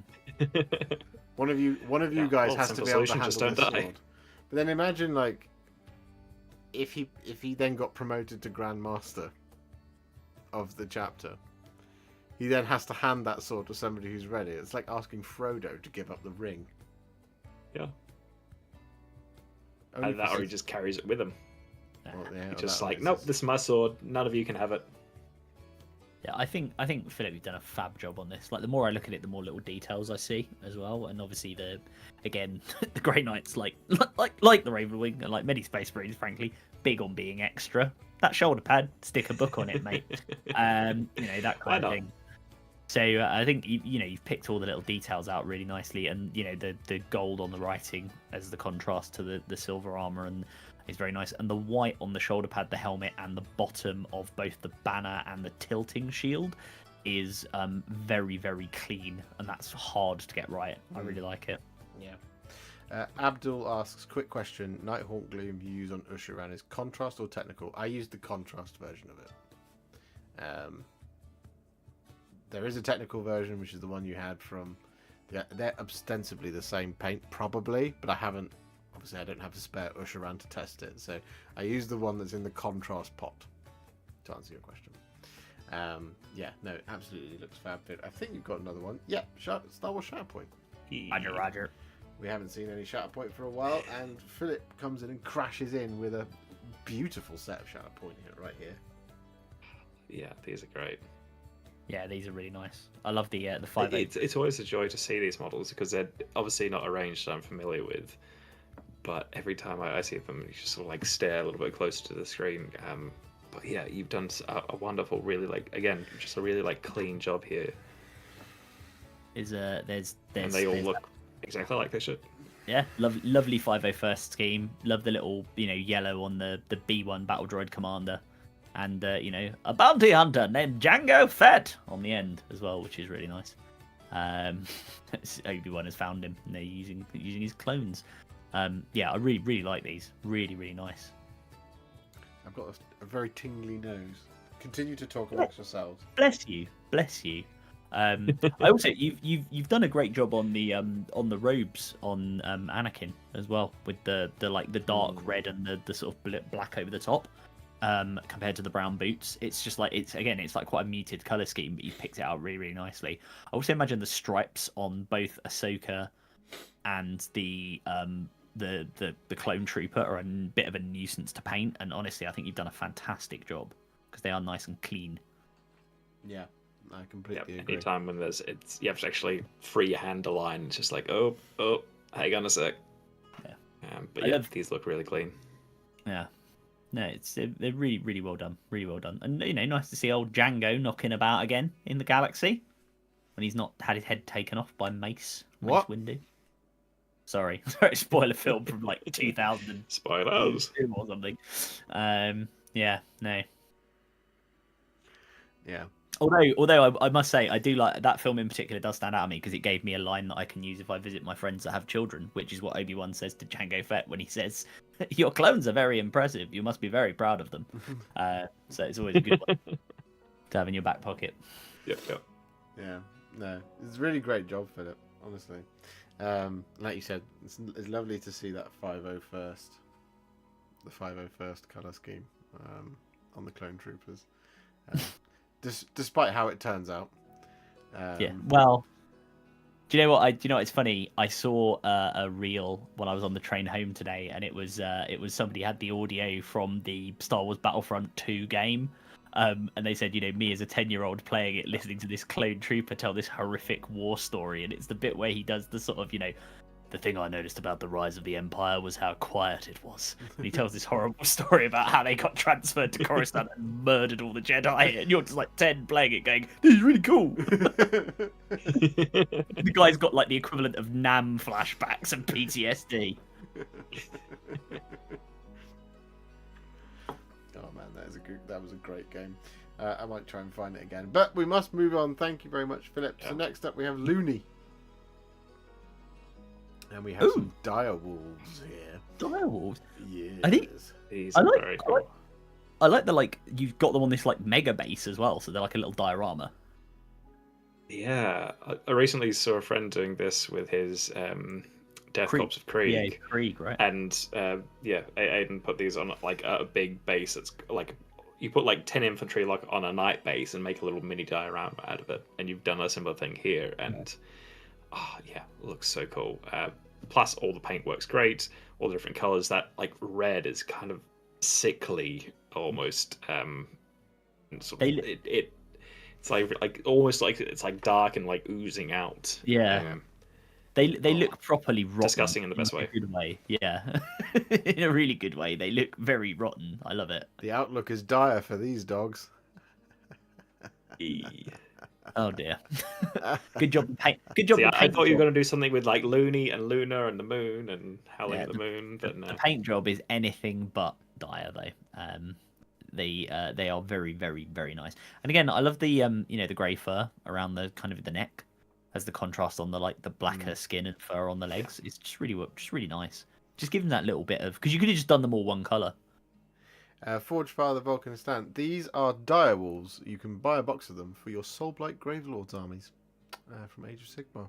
Or indeed, you can get them in Fangs of the Blood Queen. Yeah, Fangs of the Blood Queen. Which is the new, it's this thing. They're just good boys. They're not good here, boys. The Dawnbringers box.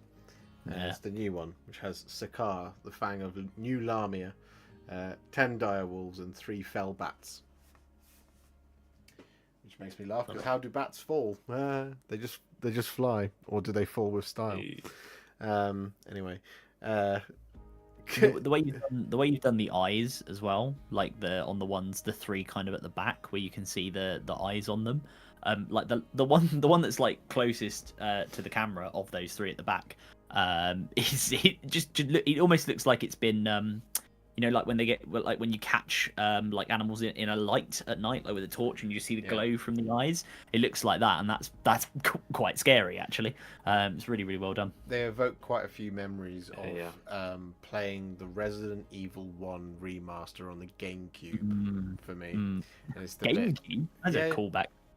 Yeah. I had a GameCube. I was a cool kid because my console had a handle on it, so I could take it places. My mum. Portable gaming. Exactly, with its tiny discs. But the reason I say that is because it was remastered and it had slightly nicer cutscenes. And there's the bit where the corpse hounds as they are always in Resident Evil, chase them into the mansion. And there's the bit when they crawl forward out of the moonlight, and the moonlight shines across their eyes, and it looks just like that, and really really evocative of that, and it looks really good. He says it uses your Morbeg Knight scheme on the black. How did you know that's how I was going to paint them? See, I don't even need to film them anymore. Anyway, he's got another one. You'll just use these ones. Cool. I was going to say it on the other one, but it's even more noticeable on this one. I love the photography backgrounds that you've comped in there as well. Just adds, a little bit of extra something to the photos, and it's very cool. Little extra spice. These models are also beautifully painted. And from kind of ethereal gothic Moors to angry Khorne. I really like it. These are really cool. God, they just look so annoyed. I love the dude on the right. I've always loved that model. I think it's so sick because it's just you don't see enough brawler types in Warhammer, and there needs to be more brawler type Pokemon because you've got to collect them all.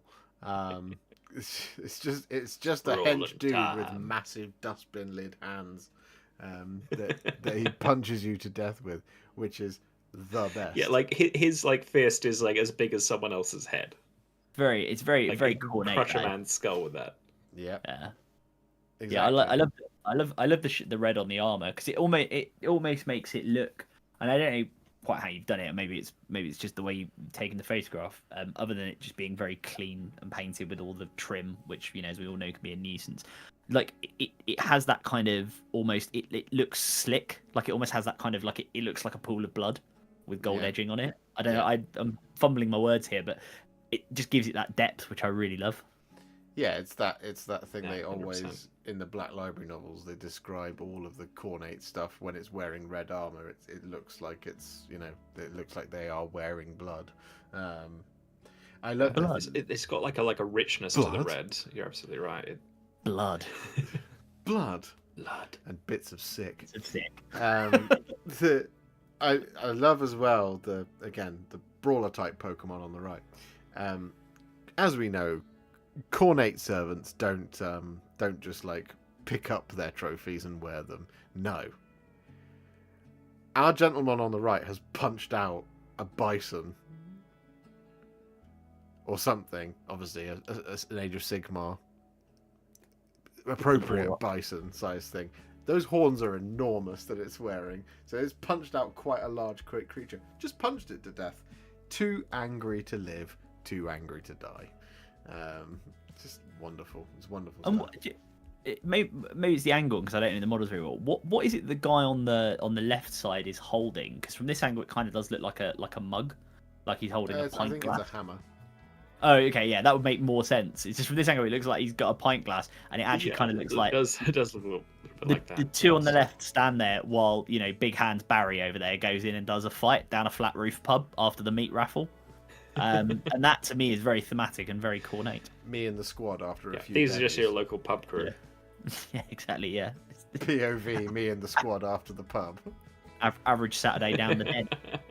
Ball red and thinned flesh. This is 2 pints in. Just wait till you see us 3 pints in.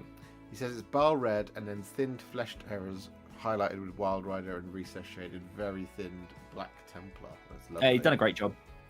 Mate. It's very, really very nice. Looks fantastic. Very atmospheric and very lovely. But we must move on to the next one, which is Flying Muttley. I'm not sure if he's here. He might be, he might not be. But we have Cities of Sigmar. Here we have some Fusiliers. These are cool. These are very cool. They're very nice, aren't they? The city models are great. And is that Hallow Heart, the symbol on the? I think so, yeah. On the thing. See, I do know my AOS, or I try to. No, I do not. These just told you it's anywhere. That's I know these look cool. It's the symbol for Milton Keynes. See, it looks like an M. These are really nicely done, and Fusiliers are pretty hot stuff at the moment. And I think you've done a great job on these. Like those Pavises, the shield things, they look fantastic. You know what I like about these as well? They look they've still got that fancy look about them, but they look worn because these guys are like they're effectively the rank more and like a file. muted color scheme. Yeah, like because you have the steel helms and stuff, but you also have these guys, and they're just boggo humans in a world of fantasy creatures, and they're just going out to try and reclaim land for Sigmar. And you've kind of given them that, like, they look like it's the lived-in look, like they look like they've been through a few battles. Yeah. Yeah. These aren't your glorious warriors. These are your down and No. dirty in the trenches, just like you said, standard dudes with a gun. Yeah, I love them because they literally carry what is essentially 3 planks of wood and a stick with a barrel attached to the end of it. The gun design is pretty ludicrous. Yeah, and they light it. They light the fuse for it to fire. It's not like a flintlock or anything like that. No, it is literally just a small hand cannon. yeah, they're like OG hand cannons from back in the day. Yeah, they're wonderful. He's got more Oh yeah. because we have Hexbane's Hunters. Oh, Hexbane. I was going to say, are these the these wilder models. call? But okay, Hexbane's Hunters. Some more good boys. Yeah, some actual good boys this time, although, to be clear, the previous ones were cool, but these are living dogs. This is where all the Exile bullies have gone. I've said it before, but I adore the Witch Hunter models they do, and I've often looked at this team just thinking, like, should I just, like, pick up these, not to, like, to play with, like, and have on any sort of army, just to, like, to paint them and have them as a project, because they're just so cool. Yeah. I really like I really like the, again, like, nice muted color scheme, but everything stands out. Everything's kind of like the way you, like, just to pick on an example, the Witch Hunter's stakes with the wood, obviously a different shade from, the torch he's holding, and the leather, like, they're all various shades of brown, right? But it's a really good idea that it all stands out, which I really like. Yeah, they're different shades of brown. There's some variation there. There's a couple of, like, key colors. You've got, like, different colors that echo across, like, the scheme between the teams, so everyone's got their own individuality. Yeah, it's great. It's really well done. Yeah. The guy on the left as well looks like he sort of, like, is a big Stormcast fanboy, because he's got, like, a kind of Stormcast style mask and, like, collar and shoulder armor on, but he's just a regular dude. He just really thinks Stormcast are cool. Yeah. He's got more. Either that, or he's, like, taken a discarded Stormcast helmet, like, painted it silver or stripped the gold off it, and then just, like, stuck it on. This is cool. We have the This is oh god, Marshal, Free Guild Marshal? Free Guild Marshal and Relic Envoy. Relic Envoy. That's the one. I So want to many say names for him freelance. these days. It's not freelance. I don't know why, but I just feel like that. That head in a box should be like a character played by, like, Robin Williams or something. Hey kid, give me a hand. Or it's the head from Art Attack. What can I say? I'm trying to get a head in the light. Yeah. It's just that kind of thing. Yeah. No, they're beautiful. Again, the scheme absolutely brilliant. Comes together wonderfully. Very nice. And I love that muted, like, sort of bluish green, like, that you've got there. It's a really lovely muted color to go with the rest of the scheme. The faces are excellent as well, I should say, because faces are a nuisance to paint, I find. To get them really nice, and they've done a fantastic job here. Yeah. Again, like, they just look very expressive, both of them. Yeah. All There's three. one more. There's one more. Yeah. Alchemite Warforger. He's a man with a pot. A very angry I bucket. love, like, the almost, like, cool grey smoke that you've got going there. It's got almost like a little bit of bluish tint to them. Little wisp. And yeah, that actually really works against, like, the, like, fiery red that you've got going. He's got some good rune action as well, like magic sigils on the leather apron and, by the look of it, on the pot, which is quite well done. Yeah. Absolutely. I really enjoy the Alchemite Warforger's cube as well. It's just like, would you like a cube? Do triangles or other Here's a shapes. hot cube. It's the thing you don't see very often in Age of Sigmar in Warhammer 40k game, Warhammer in general.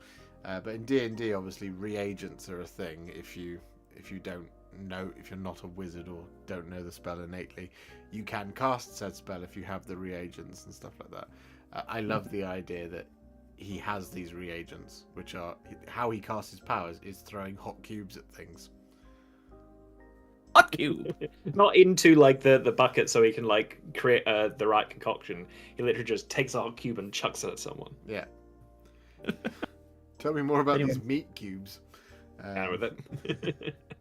Yeah, no, it's great. It's a great looking force flying, Muttley. I'm envious that you've got to paint so many cities of Sigmar because, well, I need to. I love the naturalistic tones you've got across everything, and I think the color choices are great and they really work well together. Yeah, I really like as well. Like there's the sticky lava around the rim of the bucket, and then it actually looks like the bucket is still filled with hot stuff. Do you see what I mean? You can see it around the rim where it's kind of. Like it's like congealed. Yeah, he's taken one of his hot cubes out, so that means the water level's gone down a little bit. Let that one cool. He's like the guy going around with the halftime orange, but he's just like while they're in the middle of a battle. Hot cube, anyone? Hot cube. Anyone? It'll give you a 5+ ward. Hot cube. Yep. I like Ricky's comment, the sacred Oxo cube. It's just like delicious beef stock flavour. Yeah. Exactly. Awesome work, Flying Muttley. Next up, really good, Dambuster UK with Catacross, Mortarch of the Necropolis. Just a small model. Just a little guy. Yeah, just a little guy. As you do, just bust this one out. Yeah. Why don't you? Just a small one here. Mortarch. Huh? Nothing. I'm just being stupid. Carry on. Yeah, it's a custom scheme because he's got the red and that on the guy. Well, on the guys. But it works really well as as an opposite warm color to the coldness of the bone and of the skin of Catacross. Yeah. But not only that, as we were talking as complementary colors before, green and red are on the opposite ends of the color wheel, so can sometimes be a bit hard to make them work together. Like that looks in a really sort of convincing way. But here, because you've gone sort of really sort of pale on the green, at least on the skin, and then like a really deep, rich red, you've gone for that sort of contrast and value, and it really works here. And they help to offset each other in a really nice way. Yeah. Catacross, you're right with the green and red, and it's green and red I think is a bit of a risky scheme sometimes because if you don't get it right, it can look like a Christmas. It can look, but this guy is very much not because it's Merry such Christmas. like a pale. And you can see it on the others as well. It's almost like a bluish green, so it's pulling it away from that direct complementary color, and just giving it a little bit of extra depth and almost like more body to it, or like a little bit something extra to it. It just ties it all together, and like again those like little pops, like the purple gems on Catacross, and also like the general guy who stood down to his left. He's got like the purple gem in his chest. It's really nice, and again that pale green helps him stand out because Ossiarchs are obviously all made of bone of one kind or another, and yet here we've got 3 at least different I think see it in person you'd even see more detail, but there's 3 different bone schemes. You've got Catacross's pale green, obviously a special construct. You've got the dark sort of white greyish color on the general, and maybe a little bit lighter on the bird guy at the bottom who's like the messenger dude, and then you've got the more classic bone color on the scroll bearer and the banner bearer at the back. So you've got, that's a great shout. Captain Battery says this guy doesn't deliver presents, he takes your bones on Christmas. But I need those to live. I need those to stand and do well, the whole point is that they're like collect like bone tithe. Yeah, they get the bone tithe people. So obviously, I think it's great that he's like represented that like these bones have come from different places and will have different weathering to them. Yeah, it's just like again, Catacross is a great model because he is like a mini diorama, like so many AOS.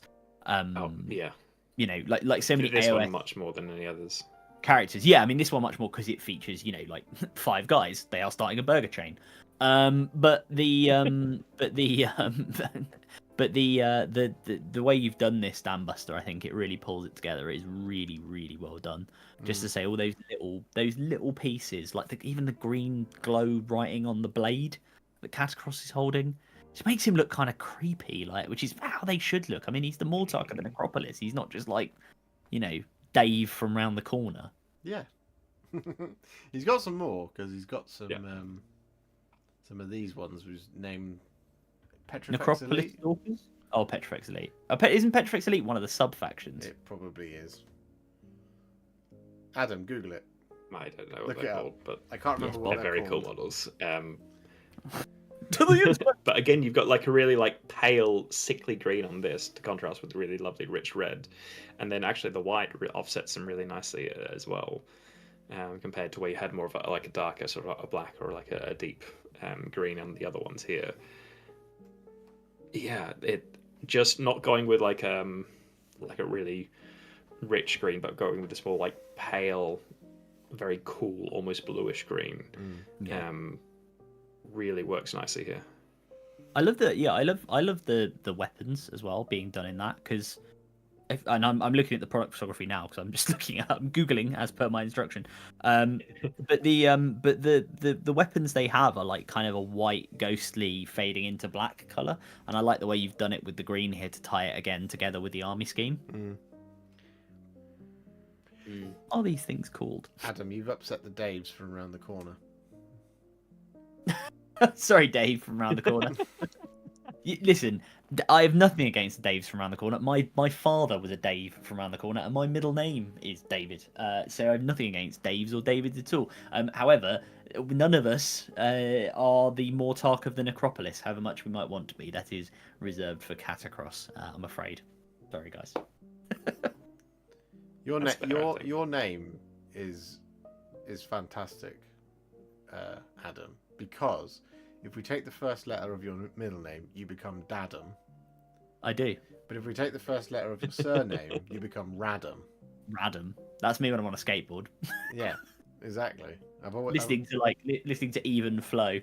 I've always liked that about you. My name doesn't work. But you just end up having to be Welsh to be able to pronounce some of the versions that come out with mine.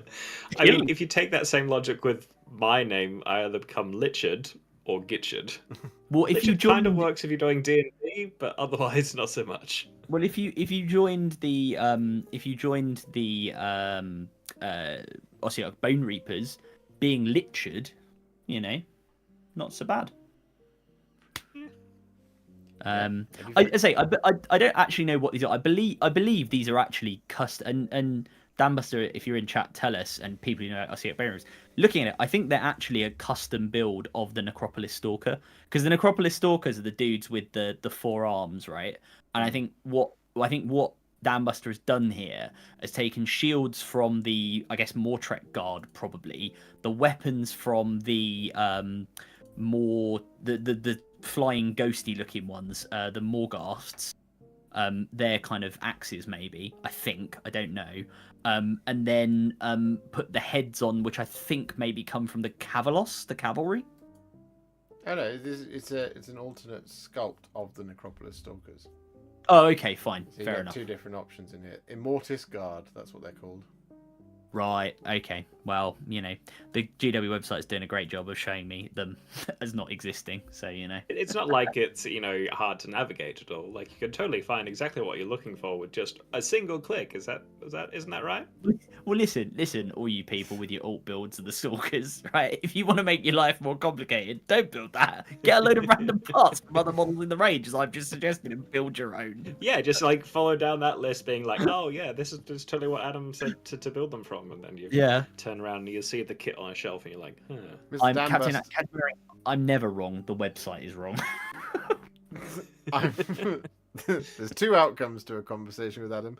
Either he's right and you're wrong, or you're wrong and he's right. Exactly. It's not me that's right. No, it's the children that are wrong. Mr. Danbuster is in the chat and he says it is Immortis Guard. Buddy, you're honestly like... They look awesome. They look right? awesome, They don't care what they are. They look absolutely baller. I love the red and then the 100%. white bone as the trim.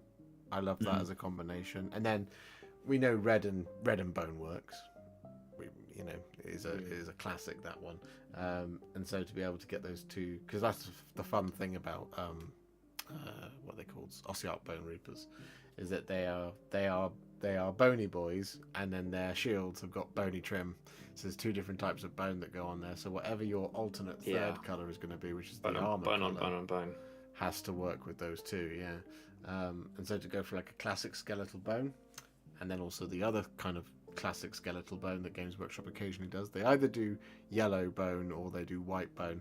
To combine the 2 together with red as the third is just, it looks really good. It's really nice. It's excellent work, buddy. And your catacross, for everyone to be reminded of, there it is. Absolutely fantastic. Yeah, really man. Good work, buddy. I know you thought that this model is a slog.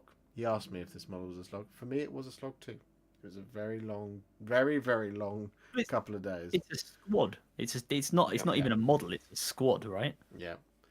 And I built it in sub-assemblies.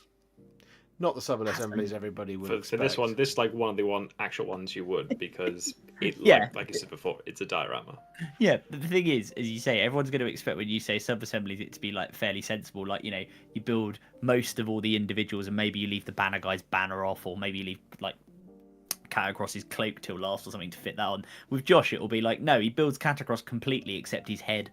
Or something. No, I built Catacross entirely and stuck him to the base. I just left the 4 men off it and painted them separately. Fair enough. The 4 guys. Seems like reasonable. But I didn't leave the cloak off or anything like that. Here's a marathon piece. Yeah, no, a bit hard to get to the inside, but well, if you force your brush in, you can manage anything. Is that what you tell the missus? Steady on. We have to send you for a cold shower like I did chat earlier. But yeah, next up we have Ricky Drinks Paint, who treats us with a cave troll. He has a cave troll and Acadian Castellan and the lovely new Commissar. Yeah. Very nice. What's nice about these as well is because the bases are quite similar at the moment. It almost looks like they're all for some reason the Imperial Guard have turned into Moria. Yep. That's exactly what's happened. They have a cave troll, no problem. I've got a plasma pistol. They have a Balrog. Swords are no more use here. I have a plasma pistol. Gotta say swords are no more use here. Sorry, then kills it with a sword. Let's just be clear. I do.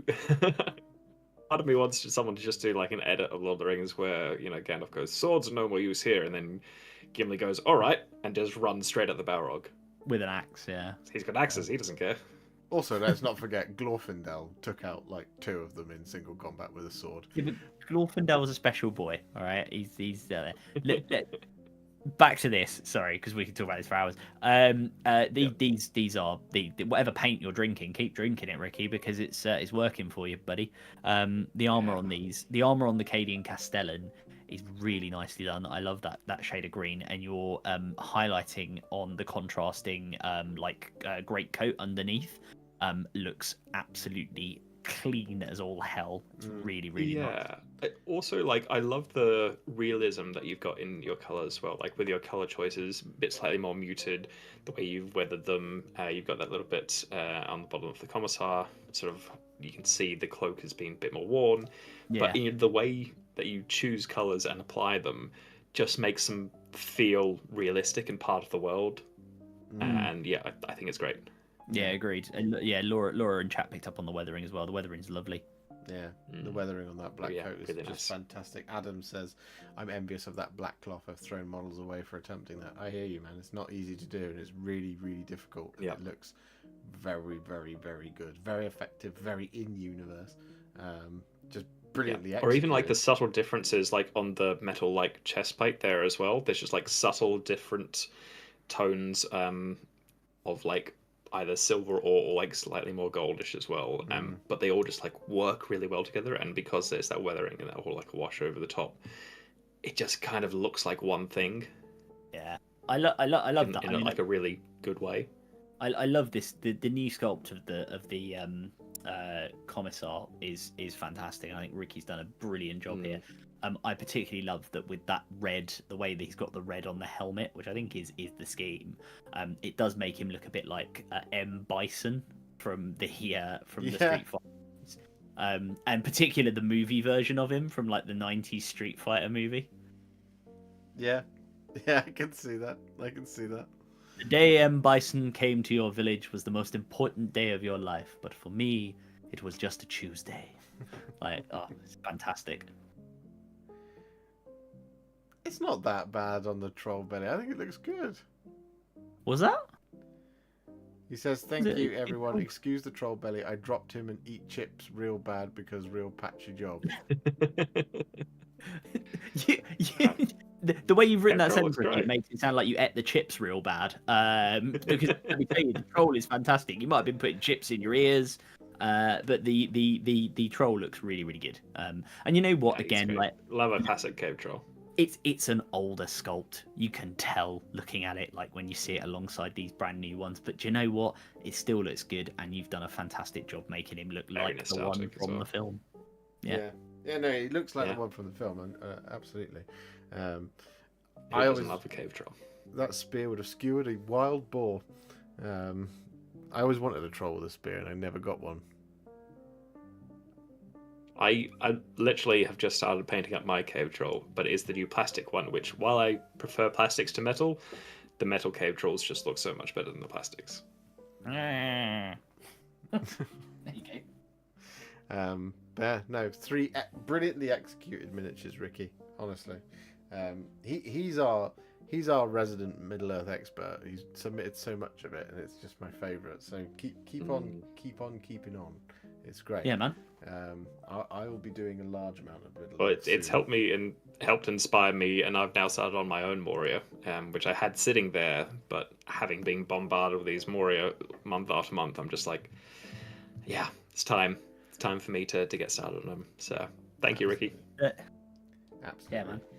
Nice. Next up, Viking Minis 15. He's got a couple of things going on here. So we have the new jump pack captain. We have a 3D printed Astorath, and then we have Mephiston, the Lord of Death. Say it properly, Josh. No. Yeah. Um, These are like something out of a Baroque piece of art. I think you've Yeah. both with the paint job and the photography have captured that dark artwork look of the scarier side of the Blood Angels when they are Yes. in there. You know, Yeah, they are space it's- vampires. They're not just beautiful golden boys. It's kind of this. It's like a really rich, like deep red, but everything is kind of that slightly desaturated and slightly pale, and Yeah. it almost looks like a faded painting, like you're saying. It's like a Goya. It's like it's- a piece of Goya artwork. Yeah, it's just the colors that you've chosen, the way you know chosen a much more limited color scheme, and they're all like tinted towards that sort of like spectrum. It creates this really sort of dark, moody atmosphere to them, and I mean, Blood Angels are like the perfect chapter for that. So yeah, it's Yeah. really, really effective scheme. I completely agree, and I think you've like Viking Minis here is. I love the Astorath sculpt as well. Yeah. Sorry. I said yes. Yeah, I just think it's yes. No, I just think Yes. these come together really, really nicely, and it's just these little touches like the glow of the plasma on the captain there, from the plasma on the holster, is really nice, and it's what shows you it's not because let's be honest, right? You can take photos of your minis and you can play around with it. But what shows you this is not just the photography; it is the work in the model, is little details like that, because it's that dark light contrast that really picks it up. And even on the knee pad as well, you see it. I'm picking on that model because I think it's clearer in that one. But he looks frightening, like that pale skin, the expression on his face, like he looks genuinely scary. I think it's a real good take on the dark side of the Blood Angels. This is the Red Thirst in action. Yeah, he's kind of got that menacing feel to him. Because I know some people weren't like I think he looks great, but some people weren't the biggest fans of like the Jump Pack Captain when he first came out. But when you do him like this, where he's maybe not in as much of a dynamic pose, but when you make that slightly more muted pose menacing, suddenly it really works. Yeah. Yeah, completely agree. I think he's got more. Yes, he has a Cavalier Marshal. Oh, back to the cities Also of Sigmar. fantastic. Now this. I love that. I love that sky blue. That's beautiful. Yes. Again, why- more muted, realistic colors with then that like brighter glimpse showing through with that blue. This gives me, and again, Viking Minis, I think you do a great job of really like capturing like that almost cinematic look. Because this to me, and I don't know why it's true in my head. You know the film Kingdom of Heaven. Mm-hmm. I think there's a bit in that where yeah. Ava Green's 100%. character. I think it's actually Ava Green's character, or maybe it is one of the knights, but it's somebody who has like a long, flowing kind of that sort of bluish color, and it's blowing in the wind in the desert, and it's just that kind of immediately takes me to the way you've done this model. It's Does just the really king have it? I mean, yes, it's a yeah, very- it is. What's I his think name? that color combination is the king's because someone else was talking about potentially doing that. Yeah, it's Jerusalem. What's his name? What's yeah. the king's name? I should know Edward this. Norton. Well, yes, but the king wasn't called Edward Norton. Oh, I'll try and remember. But yeah, it's such a cinematic model, but your paint job really emphasizes that even more so. Yeah. Look at the dappling on the horse. Yeah. On the skin of the horse, it's that like grey dappling that you get on real horses. That's fantastic. Yeah. Also, I love like the real like subtle lights that you have here. How if you look at the base, there's like a very subtle shadow from where the horse is, and maybe some of that's photography, some of it's not. But I think also it's painted on. You can see from the cloak as well. Just the subtle way that you handle light with your model really lends to that sort of more realistic paint job that you've got, and to do a paint job that looks sort of more naturalistic, it takes a lot more skill and takes a really keen eye for light and color. And I think you've done a great job. Baldwin the Fourth, I think, but Baldwin was the king. There you are. And yeah, I think you, and again the little pops of color like the bedroll. Yeah. Amazing. It's beautiful work. Genuinely, really, really amazing. It's very much looks like a kind of the word I'm thinking is like a Rembrandt, but like it's very like you were saying, Crusade era artwork type thing. It's very evocative of, Like of those kinds of things. Yeah, Jack Mark's got it. Yeah, Baldwin. To say Baldwin the Fourth, I think he was of Jerusalem. Not King Ed. Yeah. King Ed Norton. King Norton. No, excellent work, Viking Minis 50. Honestly, lovely stuff. Next up, Plops of Corn, who has just had to run off because his 2-year-old is not feeling very well, growing pains. I'm sorry about that. But he was umming and ahhing. Was our friend Plops of Corn about the Blood Angels, as you'll recall on a previous stream a little while ago. So he thought he had done a bad job on it. What? Yep. What you talking about, What are you Willis? talking about? Well, we complimented we It's complimented him great. into a corner until the point of where he accepted he'd actually done a good job. Yeah. And he's done a fantastic job on here, and I think they look absolutely Yeah, no, these are great. fantastic. Yeah, these are nice. I love that. Like that again. Like, and it's a good contrast, right, between that muted red color scheme we've just seen, or the more kind of like traditional, the brighter red. And they just red armored Blood Angels just look cool, right? They just do. And I think these look fantastic. Yeah, one of my favorite things about this is really small detail, but it's just how clean the black knee pad is with the white skull on it. Yeah. Yeah, I was just about to say as well. Those really do stand out, don't they? Yeah, Do you know my eye what- is immediately drawn to it every time I look at them. Do you know what a good example? And like, how can you honestly, Plops? I know you're looking after your kids, so fair enough. But if you don't hear this or if you watch it back, like I don't know how you think it's bad, because like just look at the grenades on the sergeant. Those 2 grenades. Yeah. You've got the green one, which is really well done, and then you've got this kind of like black and orange one. Like you've picked them out so cleanly. They just look great. Yeah, they look amazing. And the eye lenses as well. She's asleep Yeah. on my lap. Just now. like attention, truly you do have like there's just like attention to detail. Every bit is just handled just enough to draw the eye to it here and there. So they look really cohesive as a whole, but then when you take a closer look and hold them further up, you start to pick out all these little things. And you're like, oh, how, all this and all that, and as we're doing now. And I mean, bases obviously look fantastic as well. That we love those ferns whenever they turn up. The pops of color from the yellow as well. This is a good kind of like wading through a jungle. It's great. This is a good competitor alongside the breaker boss earlier for the Montydon Gardener's World Award for planting. Is that what we're calling it now? Yeah, that's what I'm calling it. The Montydon. Every mother's favorite Gardener's World man on a Sunday night is Montydon doing Gardener's World, and this is excellent use of laser cut ferns and plants and such. Yeah. There's another picture there for some close-ups for you. Lovely. They're just really. You really see the subtle differences in the red here as well. Yeah.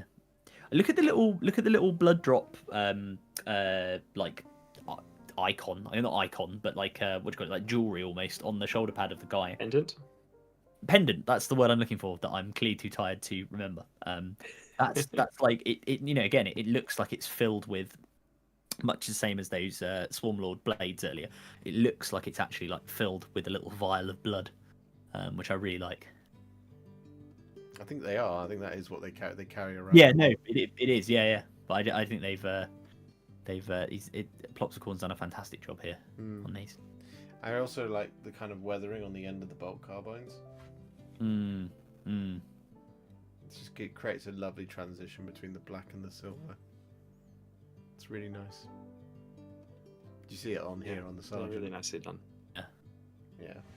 It's excellent work, buddy, and I cannot wait to see more. You're crushing it with the Blood Angels. You guys out there, honestly, there's so many Blood Angels, and you're all brilliant at it. I feel like I'm the worst Blood Angels painter here. He's got one more. No. I've seen your Blood Angels. They look great. We're back to the Ossiarchs. Yep, we have a Gothazar Harvester. A goth girl harvester.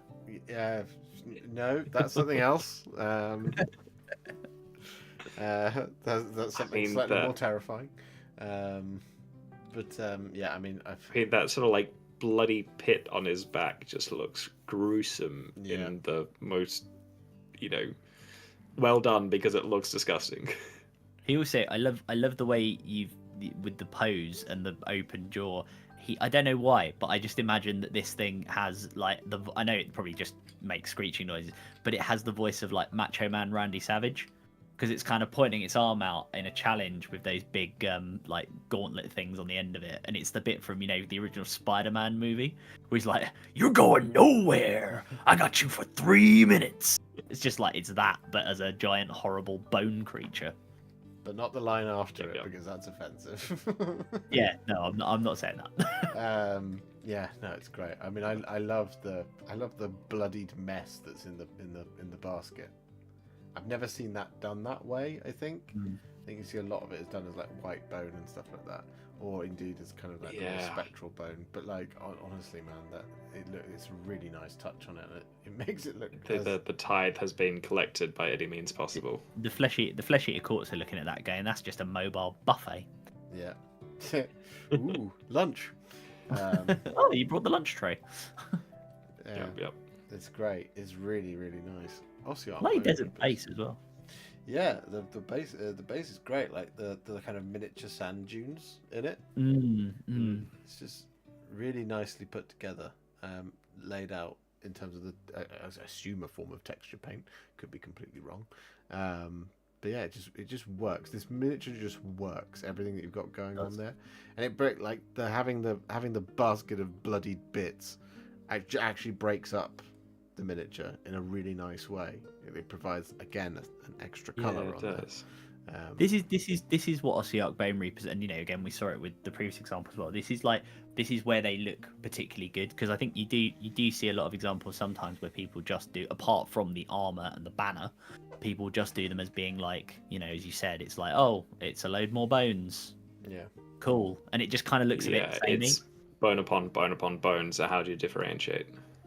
But also, to be fair as well, like almost a brave choice putting it on a desert base when it's a majority beige coloured model, and yet look how well it stands out. It's testament to how well it's painted. So I think you've done a great job. Polyfiller. It's polyfiller. Yeah. doing some minor work in the walls, like filling in a few cracks, and you thought, you know what, not that together on a base. Yeah, perfect. Perfection. Love it, Plopsicorn. Thank you very much. Next up, Nerd of the Sands painting with some Black Templars Inceptors. Oh, yellow guns again. Big Yes. fan. Yeah, here we go. Classic scheme. Talked about these before. I love it. That one at the front there with just like guns forward, ready for anything. Yeah, great stuff. Yeah.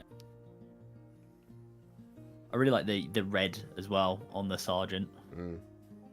Yeah. And the battle damage just on that. I mean, because the thing is, like, it's quite funny. I may be a minority here, but I really like their kind of like weird spaceman helmet things that they have. I Like like the two guys on the outside. Because the lore Kind behind of like these... a welding helmet. Yeah, well, because the sort of original lore, I'm pretty sure, behind these dudes is they like drop them from pretty much orbit. Like Yeah. they go Yeah, down yeah. from the cruiser while everyone else is like landing in the Thunderhawks and stuff. So the whole idea is they're in these like armored carapaces that can, you know, protect the weaker parts of the armor from like effectively re-entry burn and stuff like that. Which is why on the sergeant it's like it's popped open, like, and it's going to close. So yeah, I really like the fact you kind there of is a they bit look of a like they- spaceman to like their outer helmets. Yeah, but these guys look like they've kind of, you know, they've done this a few times and they've been through it. It gives them that, like, again, that lived-in look, which I really love. Yeah, Yeah, definitely. it's cracking stuff. And again, like as you say, the yellow weapons, but like the blue of the plasma popping off against the yellow. It's a timeless classic right there. That's the color scheme of Iandan, I believe. It is. Yellow and Yeah. blue. Yellow and blue. Just a really nice little kind of color reference and color palette to use. Oh. It really works. I enjoy it as someone who has done my inceptors on alternate bases as well, and glued them on by the foot.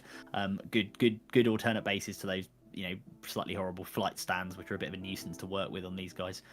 So really like those, the big rocks. Yeah. Yeah. And laser cut plants. Anytime you can avoid a flight stand, by doing something more cinematic, I'm all for. Definitely. Remind me to introduce you to the Arcanaut Ironclad at some point. Because What was it? One flying stand. no, it's lovely stuff. It's really, really lovely stuff. I'm excited to see Nerd of the Sands paints as Like family photo. family thing, photo, yeah. Because I think all of these Yeah, colours that'd be together- really great to see. Yeah, all these colours together on Especially mass. also like because the basing is always on point as well. So to see like them all together with their great colors and then all their great bases together, I think that will look very, very cool and like they're in like a proper jungle and environment. Yeah, definitely. Absolutely, 100%. Awesome. Thank you very much, Nerd of the Sands paints. Next up, we have Cetonius. Oh my word! Are these are poxwalkers, aren't they? Yes, it's many Yeah, poxwalkers. poxwalkers. Many. Many poxwalkers. This is the collective noun for these is a fire festival of poxwalkers. So FYR. Is that what it is these days? Yeah, a Glastonbury, because I guess people get pretty muddy there. A Glastonbury of poxwalkers. Yeah. No. The unwashed masses. That would just sound like we're like French aristocracy in the late 1700s. No, I really like these. I love the little use of the pink on both the models themselves, with the kind of, you know, guts and tentacles and other bits kind of sprouting everywhere, and also on the bases as well. And I guess that's to like maybe distinguish the squads, because you've got some that have a lot of pink, the one that's just mostly green, and then the one that's got like one or two little pink bits per. Yeah. I've seen people do base. that before, and it's a really smart way of doing it. Yeah. No, really, really nice. And again, like all, you know, there's what, like 10 or 12 Poxwalker sculpts, and you've done a really good job here of Something like like that. making them all look a little bit different. Like, obviously, you can see the guy with the lab coat is repeated, you know, three times. But they're it not seems necessarily like painted the same way each time. Which Yeah. is really lovely to see. They've got We've- different color coats on. Yeah, But it doesn't look like it's the same sculpts, which is No, I exactly. always love to see in these big hordes when there are these repeated sculpts to see little bits more variations. And whenever I try to do something like that, I'll, if I can, try to vary them up a bit. So yeah, definitely props Yeah. for doing that. Yeah, you've done a great job, Mike. Honestly, I think Yeah. these look fab. Yeah, I completely agree. He's got more, because he's got Oh. 20 cultists as well. Just loves painting the Chaos Hordes this month. These are like the You've guys been blitzing through the models. a level up from the Poxwalkers in the pyramid scheme of Nurgle. These guys are like one level up. The washed masses. the sponged masses. No, these guys look really cool as well. I mean, they're really good sculpts. These like new Chaos Cultists. I think you've done a great job with the little use of the purple to kind of tie it together, and that like worn gold as well. Yeah. Yeah. You've exhausted all of your chaff this month. Because to do 40 Poxwalkers and 20 cultists, that is a huge amount. Yeah, that is a lot. You've been busy this month for sure. That's more miniatures than I've painted this year. Ever.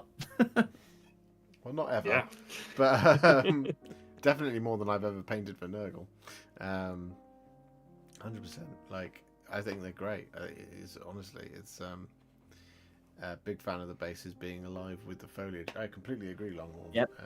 This is another potential Monty Don Award nominee. For just I'm pretty sure that I'm guessing this is flock that you've used here, which honestly we don't see enough of these days. It's a lot of like little clumps of static grass and whatnot, which are great, and I love using them. But it's flock is one of those things that people can sometimes look at as data technique, but honestly, when it's done right, it looks so good, and you've done such justice to it here. If that is indeed what you've used, these guys look like they're running across a grassy field. Like it's perfect. Yeah. As we've seen older flocks where they're sticking out all angles, or they don't seem to half stuck down in the glue or whatnot. But here, it absolutely sells the aesthetic that they're going for. Yeah. He's trying to slog through 30 Plague Marines now. Oh, you're a brave man. Oh god, you can get them to, like, if you just watch them, you can kind of put them on the tabletop and they'll look okay. But if you actually start painting all the details, you realize there are a lot of details on those models. So yeah, they have a lot of little. Good luck getting through 30 in a month. Little gribblies. Yeah, you can paint. It's doable, but it's a lot of work. So best of luck to you. I salute you for doing that, because that's incredible. But I mean, you've done so much here already that you've already earned at least a week off. Have a break. Have a kick. Definitely. Yeah. Next up, Mind Guardian. Jack is here. I think he's here in the chat still. I hope he is, because it's his first ever submission in the form of the lion. I mean, you went what pretty a submission to start on as well. Yeah. Very nice. Very, very nice. Yeah, this is gorgeous. Isn't it executed brilliantly?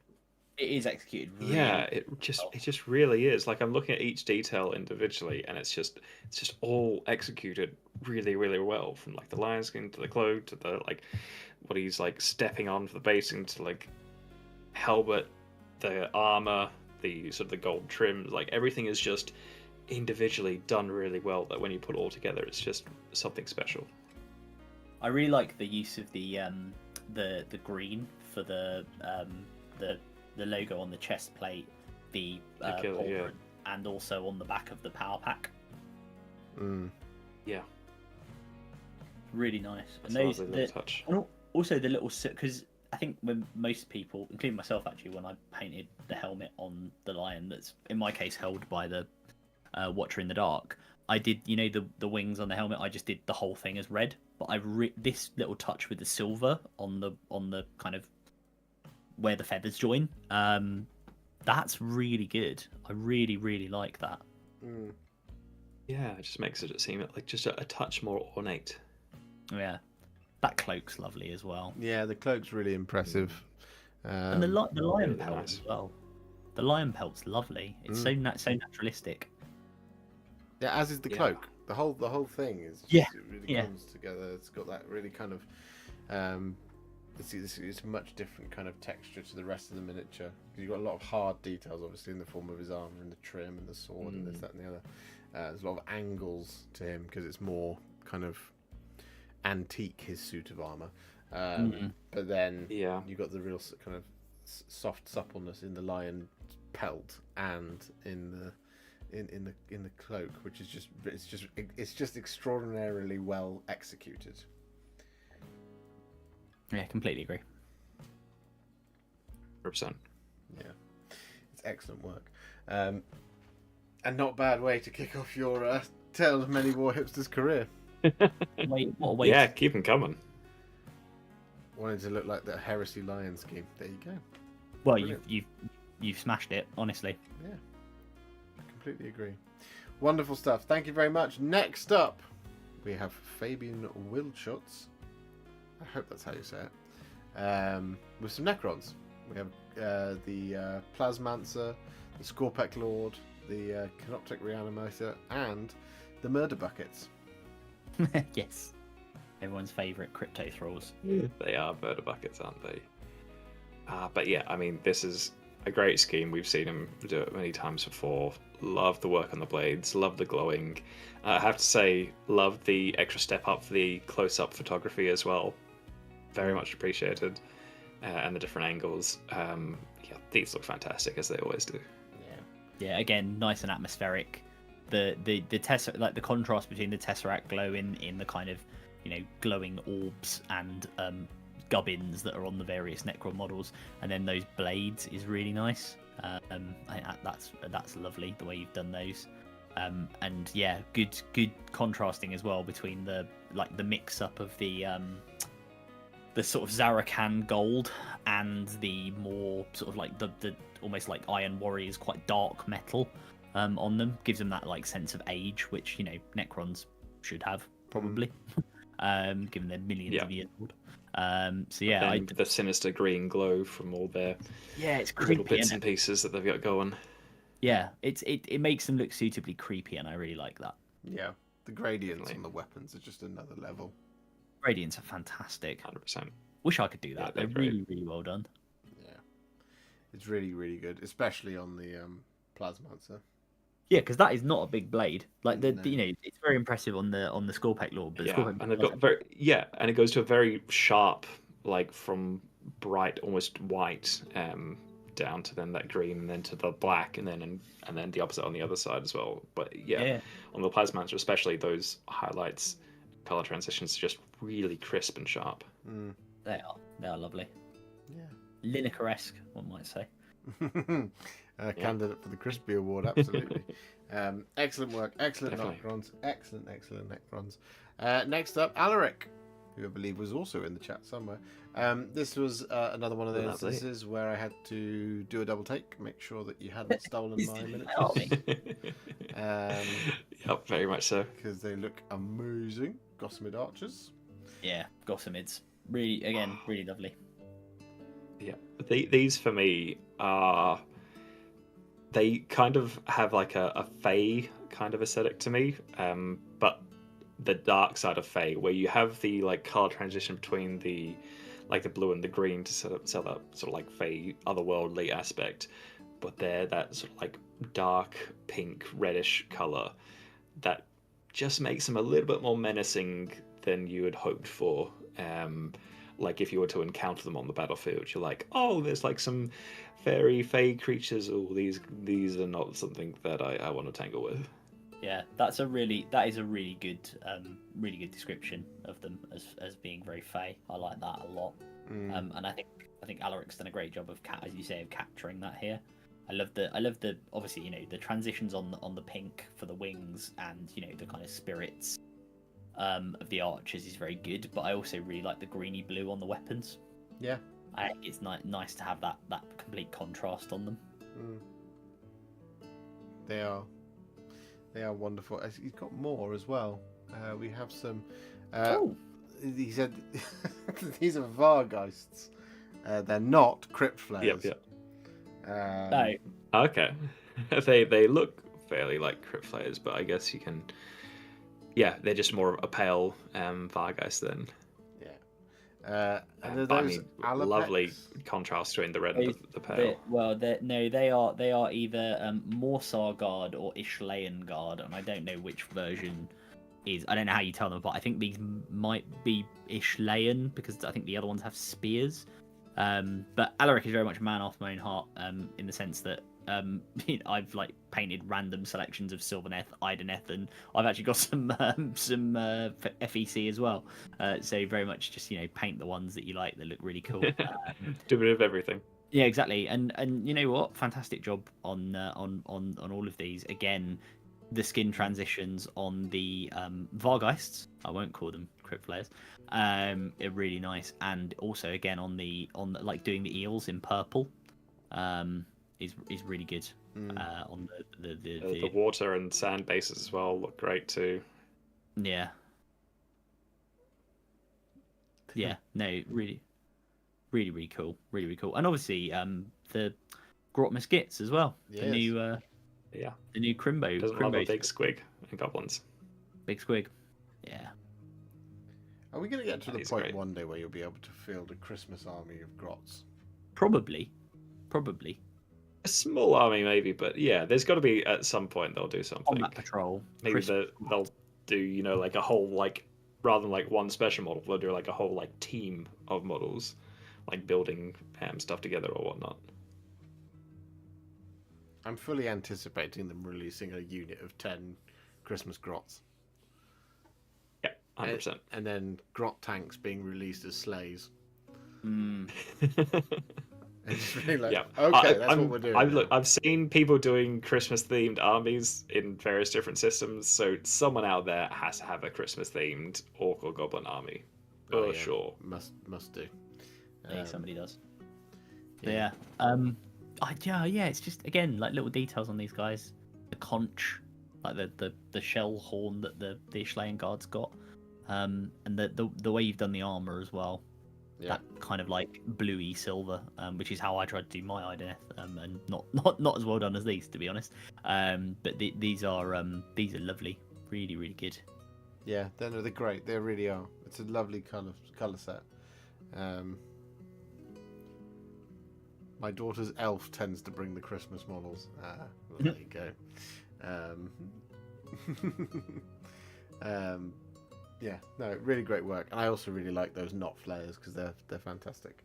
And I can't wait to do some of my own, which will be happening soon.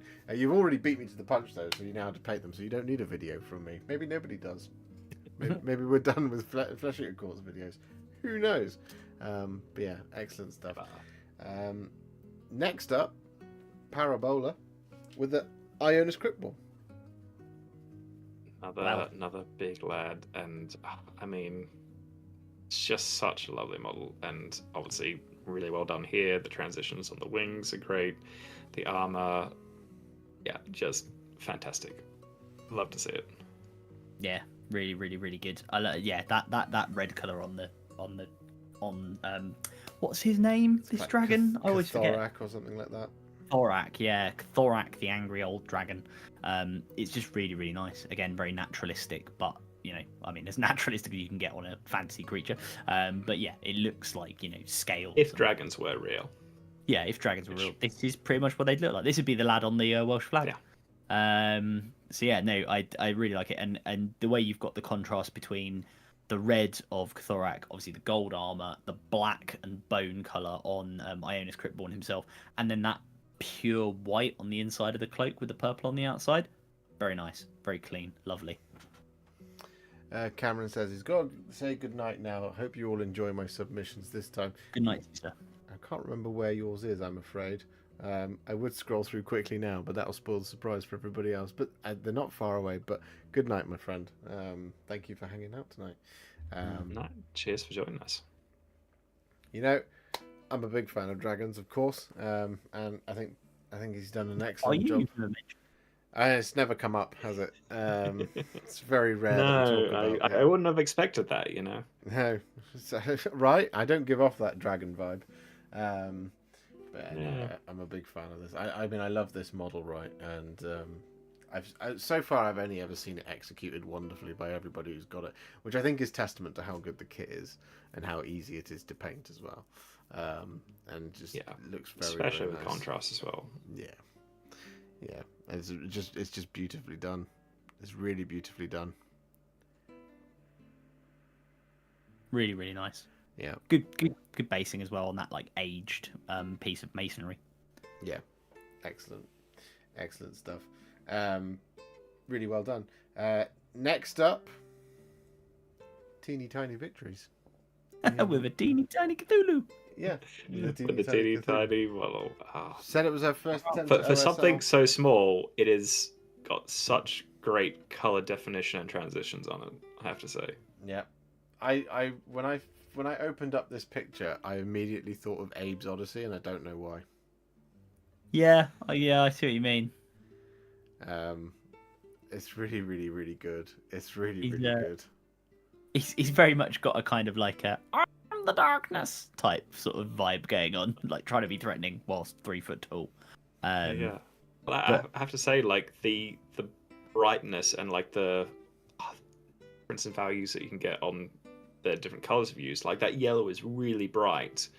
Like if you just slap that over like a black base coat, you're going to get a more muted yellow. So you've really like worked hard to get those like eyes to pop and the rest of the colors to pop and really shine brightly. So props. The eyes look like they're actually glowing. It's fantastic. This guy looks like he's been hanging out with the vaporwave orc as well.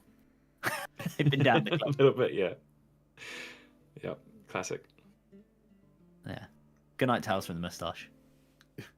2 hours happy, in Smive's toys happy with birthday. 2 very excited kids. I do not envy you. Happy birthday to your youngest as well. Yeah. For tomorrow. He's a little cutie. He was so fun. Never done OSL before. It doesn't look like it. It looks like you've been doing it your entire life. He is, yeah. Yeah. This is like, it's like, oh, this is just like my speciality, and I'll just like bash out a quick one for you guys to have a look. It's because like this is what I do every day. That's what it feels like. Well, it's also you got the little glow from the crystal in front as well. Yeah. On him, which I really like. No, it's great. It is really, really good. It's just a lovely little miniature. What is the miniature, Laura? Can you let us know? Cause where's it from? he is adorable. He's adorable little Cthulhu, right? Yeah. It's like, was it H.P. Lovecraft if he wrote kids' stories? Oh, God, that's frightening. Like, it'd be like, I think that's kind of the point. Yeah. Like stereotypical German fairy tales, like Stuhlpeter. Yeah. I mean, behind me, I have a shelf and a half of fairy tales, myths, and legends. I have lots and lots of stories, and most of them are very dark and don't necessarily end that well. No, they don't tend to. No, awesome work, honestly, Laura. Yeah. Fantastic. It's wonderful stuff. It's one I found on Etsy. I'll stick the link in Discord. Thank you. That's perfect. Nice. Thank you. Very nice. Next up, Forge Father Histan with a trio of Tau Crisis suits and some Legions Imperialis tiny tanks. Suits? Nice. Suits? Proper. Sorry, did I say Crisis? Stealth suits there as well. Stealth suits? Oh, sorry, I meant stealth suits. Yeah. I knew what they were. My brain isn't working clearly. They're so stealthy that they disguise themselves. Yeah, they disguise themselves as crisis suits. Our technique to stay hidden is to disguise ourselves as a bigger and more noticeable battle suit. A bigger, more noticeable battle suit that's more of a threat to the enemy.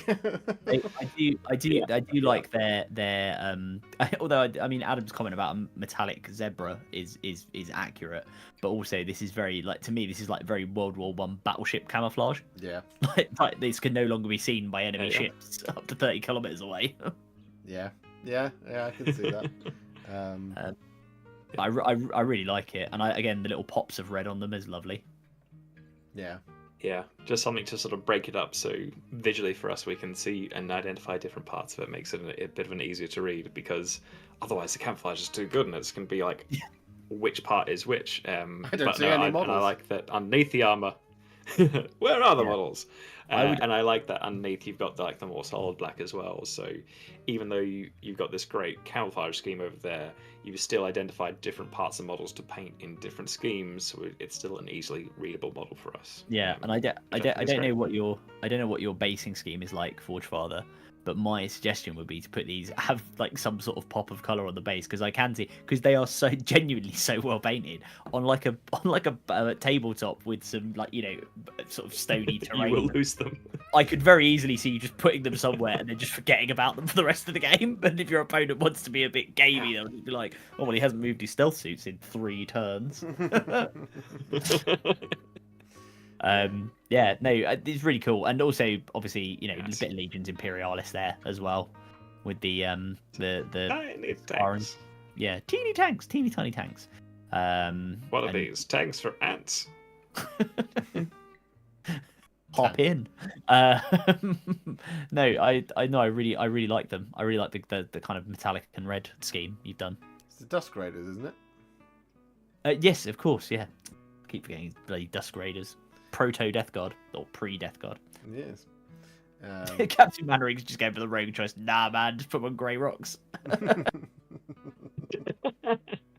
You could. They would be in their natural environment. Turn it into a roll safe meme. Can't lose the game if you can't find my models. Exactly. There you go. It's not about the model's line of sight. It's about your opponent's line of sight. Yep. That's precisely it. No, excellent work, Forge Father, Stan. The Yeah, Tiger really Strikes is. were really fun. Haven't figured out the bases yet. Well, fair enough. No, it's excellent work. Next up, we have Avelian. We have more Dark Angels here. We have another Lovely Azrael. stuff.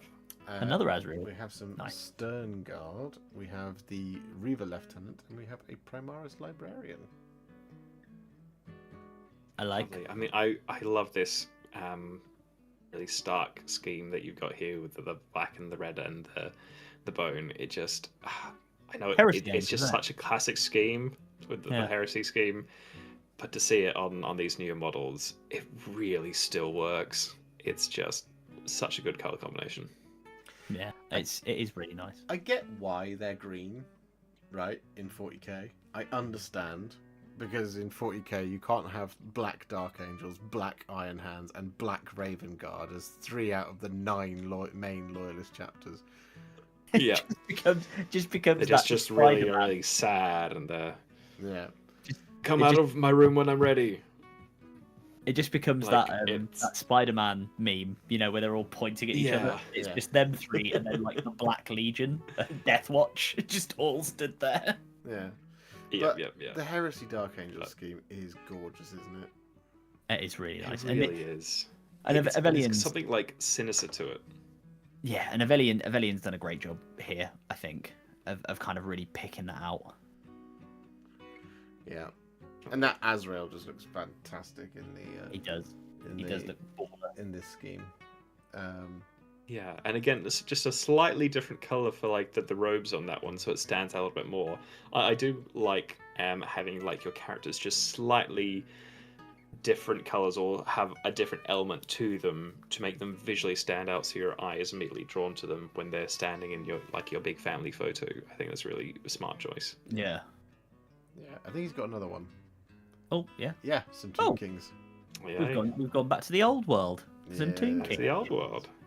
Yes, we I'll have. say we haven't seen much in square bases this month yet, not but yet. everyone's probably hurriedly painting them up as they've eventually got their boxes, so it's lovely to see them here now. Yeah, we've got some skeleton horsemen, horse archers, and then a 1, 2, 3, 4, 5, 6, 7, 8, 9, 10, 11, 12, 13, 14 archers, 15 archers, and a lich priest.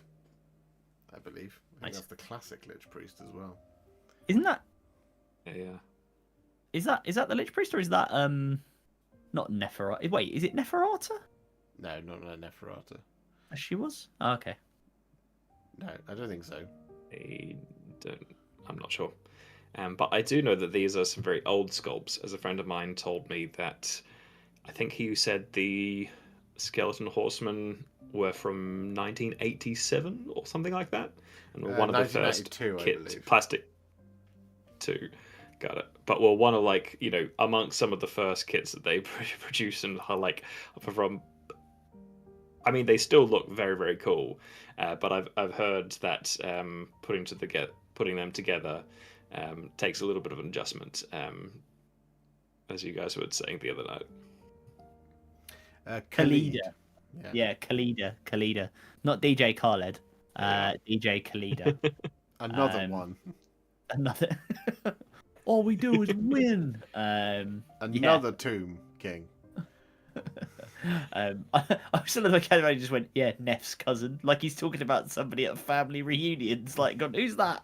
Oh, Khalid or something. Neff's cousin. Don't know. Yep. Don't know her. No, I really like these and you've done a really, really good job. They really capture that classic Tomb Kings look. Just hordes of skeletons and the little pop of the royal blue on the banner and on Khalida. Blue and the red. Yeah, it's really nice. I love as well that you've got bone skeletons on a desert base on a lovely wood desk, and yet all three colours look very different. They I do. don't feel like they they're do. lost at all looking at them, which is testament to the quality of the Definitely. paint job. Indeed. And it's also, like you were saying, classic scheme, classic basing. This is old world. We're going full nostalgia here. Yeah. Well, goblin green bases and some flock. That's the way to go forwards. No, it isn't. Don't do that. Maybe for your Empire models, but Tomb Kings, desert bases. Yeah. And they look fantastic. I really need to get on with mine because I haven't done the horses yet. I need to get that video out. So, this is inspiring, at least to me as well, Aurelian, to get on with mine. So, yeah, looking really good. Awesome stuff. Next up, we have Grum's Minis with more Ossiarch Bone Reapers. We have Canaan's Reapers here. Yeah. This is Very, very Ossiarch Had heavy. loads of Ossiarch this Excuse me. These are like another big, win for AOS on the sculpt front because these are like a really cool looking warband. Yeah. And I think Grum's Minis have done a definitely. great job. Again, it's for similar reasons to when we talked about the other Ossiarchs, right? You've got the different bone schemes. You've got on Kanan. I assume Kanan is the chap with the big axe. That's it. And then that purple armor with the little kind of like turquoisey tabards and stuff as well. It's really it just again brings it all together. It looks really good. I like the fact Kanan also has different armor color. He's more of like a bluey purple rather than more of like a violet purple. Yeah. Yeah, I'll say across every Ossiarch model that we've seen this month, really smart color choices to like solve that problem of having so much different types of bone. Because like you said, all the color choices here work really well, are really distinguished from each other, really different. But when you bring them together, make this really cohesive scheme. Nice. Yeah. Yeah, really, really like it. Nice basing as well. Yeah, and the weapons just look great. I really like the weapons. Yeah. They almost look ethereal in a way, which I like. Spoopy, ghostly, and skeleton-y. Spooky, scary skeletons. Yeah, but I mean the purple. It's almost like a fleshy bone. I really like that. There's like elements of almost like Reichland flesh shade that's in there. Yes, yeah, no, It's I agree. just a slightly like warmer, more pinkish almost, or like got a warmer tone to it. Yeah, you're right. It is a little bit more flesh-like and just makes that a little bit more uneasy. And you're like, wait a minute. I mean, where the these guys guy get their boats from. The guy at the front's having a great time, so He is having. That's true. He is having the best day ever. He's having his finest hour. Forward unto victory, etc., etc. No, it's really good stuff, Grum's Minis. I really like it. It's a lovely, lovely vibe you've gone for on here. Especially like the royal purple, because they are the royal guard. that they be. They are indeed. Lovely stuff. Next up, Edward 705 with more Cities of Sigmar. We have the living city here. Do you think cities are quite popular at the moment? I think they might well be because they are phenomenal. They are very cool. Both models and, as I've heard, also rules. Well, Mostly models. Their rules are Release the battle scroll. Release the battle scroll. their rules are pretty spicy at the moment. The thing I really like about them is I think there's just so much that you can do with Cities of Sigmar, and I think they look fantastic in all of their different colour schemes. I mean, we haven't seen any Hammerhall Aksha tonight, and that's who I chose. And I chose Hammerhall Aksha because I thought they would be the most busted because they could do 2 orders instead of 1. I was wrong, as I frequently am. But Yeah, I think in the Living City they look absolutely wonderful. Yeah. I think the I only do thing love that's all the slightly... different shades of green that we've got going on here as well. Like there's subtle differences between like the shield and then like the clothing that they're wearing, and even between different parts of the Yeah. clothing or different people within the unit as well. But it gives you that nice feel of like the differences between, you know, dyed material and leather, and also the more like, you know, clearly just they painted the wood on the shields. Yeah. Like themselves, they painted the wood. I just really like that. I like all the, you've got like a lot of different skin tones in here, like it's a good mix of the squads. The obviously the placement of the which, you know, people don't, I think, praise enough, but the placement of the transfers look like very clean, very nice, no edging there. They look lovely. Yeah. And also big shout out to the lad with the club, because just very cool. Doesn't need a helmet. Just going to whack you with his club. Yep. As you do. God took all of Josh's predicting what will be OP skill points and piled them into skill with contrast paints when designing the Warhipster class. I occasionally get it right. I occasionally look at something and go, "Oh yeah, that's hideously busted." Games Workshop clearly agreed because they pumped the points on the Fusiliers before we even got them out here, because they were going to be a real issue, and they still are. You know, not as much. Yeah, as there's some things that you can look at and they're just obviously busted. Yeah. Well, there are other things that you have to are more. You know, you look at them and you think, oh yeah, they're fine, and then you didn't realize that this stacks with them, and then this also stacks with them, and this also stacks with them, and then they're just really low points, and you're like, oh, okay, that's a problem. Yeah, but these are excellent, Edward. Thank you. He says, Peter says that he's not feeling very well, so he's gone to bed. But he will watch the VOD. Well, Edward, I hope you feel better, and you keep painting your living city, cities of Sigmar, because they look fantastic. And I love it. This is the other way to get to my heart, by the way, everybody. Just saying. Your hollow heart. Funnily enough, my hallowed heart, or my hollow heart, depending on what day you catch me on. Next up, Black Dog Minis gives us something the Exile from Curse City, right? Yeah, Curse City. I mean, the detail that you've gone to on this, and the tiniest highlights that you've got going here, impeccable work. Really, just really fine detail work and brush control to get all those tiny edge highlights in there. So absolutely props to you for that. Yeah. This is lovely. Yeah, one of the hardest things to do on this miniature is to get the sight line of it properly. And you've done it spectacularly. You need her looking down the arrow because she's aiming it, right? She's aiming it to fire it. I think it's Calarthus, Kelthis, or something like that. Something the Exile. But so you've absolutely nailed the. She's looking down the arrow to fire it. It's one of the hardest bits to do on this one, but you've crushed it. And then of course you've got the different greens going on the woven skirt, but also the kind of leafy scale armor, and then of course the green of the barding on the chest. Yeah. And the face mask as well that she's got pulled up. Yeah. It's I mean, I agree with lovely Captain little subtle differences. I agree with Captain Mannerings. This is definitely a crispy award candidate. Very good. I also like the little blending on the antlers from like into that darker tone right at the top. Yeah, that's always lovely to see. Yeah. I'm pretty certain it's like Calarthus. Hang on. Should I just Google it? I've got the internet. Calarthus. It's a Qulathis, the Exile. Yeah. You probably pronounce it. The one from Curse City. Cholthus or something like that, but you know. It's actually pronounced Worcester sauce. Yeah. It's brilliantly executed. Like I said, like I said, the hardest part is the angle of the eyes, and you've crushed it. Yeah, smashed it like completely. It's really well done. I'm also going to give myself 10 points for remembering the name.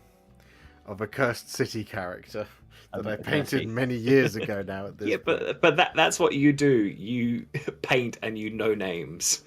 And I'm all out Like of you paint. know the names for all the different units and for all the different paints and all the different everything. So if anyone was going to remember it, it would be you. I'm still keeping my 10 points. You can have them. You can have 10 points. No, it's excellent work. Excellent work. Next up... Oh, it's more from Black Dog Mini. Sorry, I do apologise. Next up, Next up, more. Next up, even more.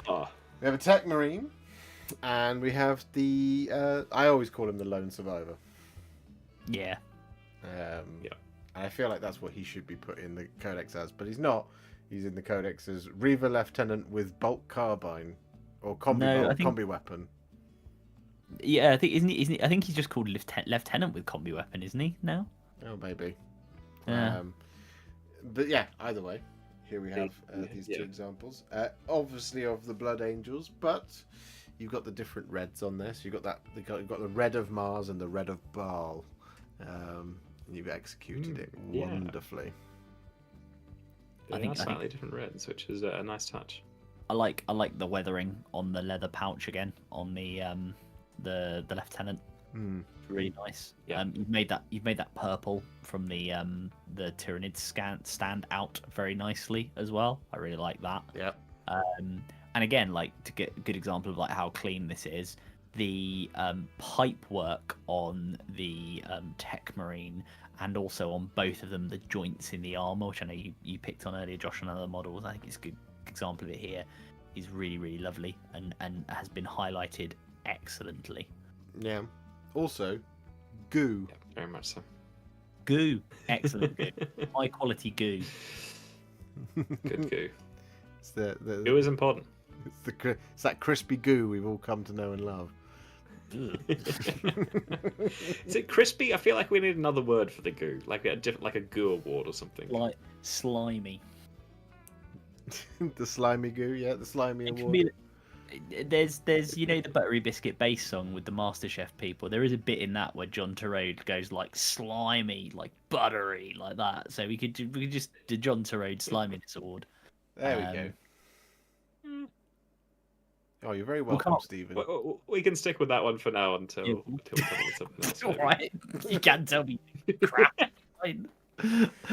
No, I No, don't like. like something that's more like slimy than just someone saying slimy. Okay, all right. I'll have a think. No, what's my goo review? But this is very good. You've got a 9 out of 10 on the goo review, I think. Yep. And the only reason we can't give you a 10, Stephen, is nothing to do with your painting. It's just that no one can ever be given a 10 because then that's perfect goo, and such a thing would be an affront to God. To goo, some might say. Yeah, no, excellent work. Cameron, he's no longer here, but he does grace us with a family photo of everything that he's done. Do love a family photo. How are you people this productive? What's going on? Oh, fabulous. That's you saying that. You were also very productive, and you've I know. also painted a Dante. I know, but I've now become a lot slower than I used to be. I like Peter Venkman. He's slimy. Right. That's a good one. No, I really like these. I mean, that Dante is fab. Again, I'm doing a double take here because it kind of looks like the one that you showed earlier is just off camera. I'm like looking at it going, hang on a second, has Cameron got my model? Although he's probably done better actually. Really nice. Look how crispy the old Apothecary Biologis is. Yeah. Standing really out. lovely white. Really stands out there against them. I mean, you can see Dante. Obviously, we were talking about it before. Model is incredible. It really, literally stands head and shoulders above everyone else. But it's such a lovely model that it really stands out. And then with that extra gold there as well, lovely paint job. All the characters stand out in their own way in this, either from paint jobs or models or whatever else. But I do love a family photo, and to see everything tied in, and it's really where you get to see a color scheme do its sort of magic. Because there's special magic to see everything together. And the units, the use of the yellow, we've talked about it before with Cameron's models, but the use of the yellow on the assault intercessors, and you've got the gold on the stern guards as well for the veterans. It just as you say, with the family photo, Rich, it really sort of brings it all together. The one thing I do like about this, and sorry, this is just me being my often flippant self, is with the way Dante is posed and the way that the lieutenant, or is it captain? I think he's lieutenant with captain. the. Is that the captain with the shield? Yeah, the one in the middle of them, yeah. The one doing that. Captain with the relic shield, yeah. Yeah, the relic shield, yeah. It does look a bit like Dante has just had enough of him and is about to execute him point blank in the back of the head. when you stand them next to each other like that, sure. Yeah. Sorry, again, that's just me being flippant, but... It's just like resting on his shield. It's like, all right, just do it already. You have failed me for the last time, Captain. I think they look absolutely fabulous. Dante just abandons all of his usual sensibilities and starts murdering his own troops. Yeah, no, it's great. It's really, really great. It's lovely stuff. It's also nice to see like elements of Indomitus and Leviathan come together. Yeah, completely agree. Yeah, no, it's great stuff. Awesome. Who says Space Marines don't have character? Because there's a lot going on here and it's great.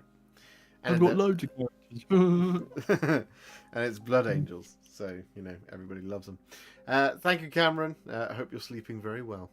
Next up, he's also... I keep forgetting got this. something. Yeah. Look, there's a lot here. The same, but different. He submitted his E-Drizzle as well. E-Drizzle. He's slowly turning to crystal. I mean, poor boy. Some lovely blending here, especially on the sword and then on the bottom of the cloak here as well. Yeah. Just find those points and then slowly blending it up to the highlights, and then obviously gorgeous work on the sword as well. Oh yeah, and getting those individual that bone pattern that he has on him, and especially around the eyes, that is really, really hard. And I think Cameron's done a fantastic fine job. Details. Yeah, the runes on the cape as well, going down either side. Yes. Yeah.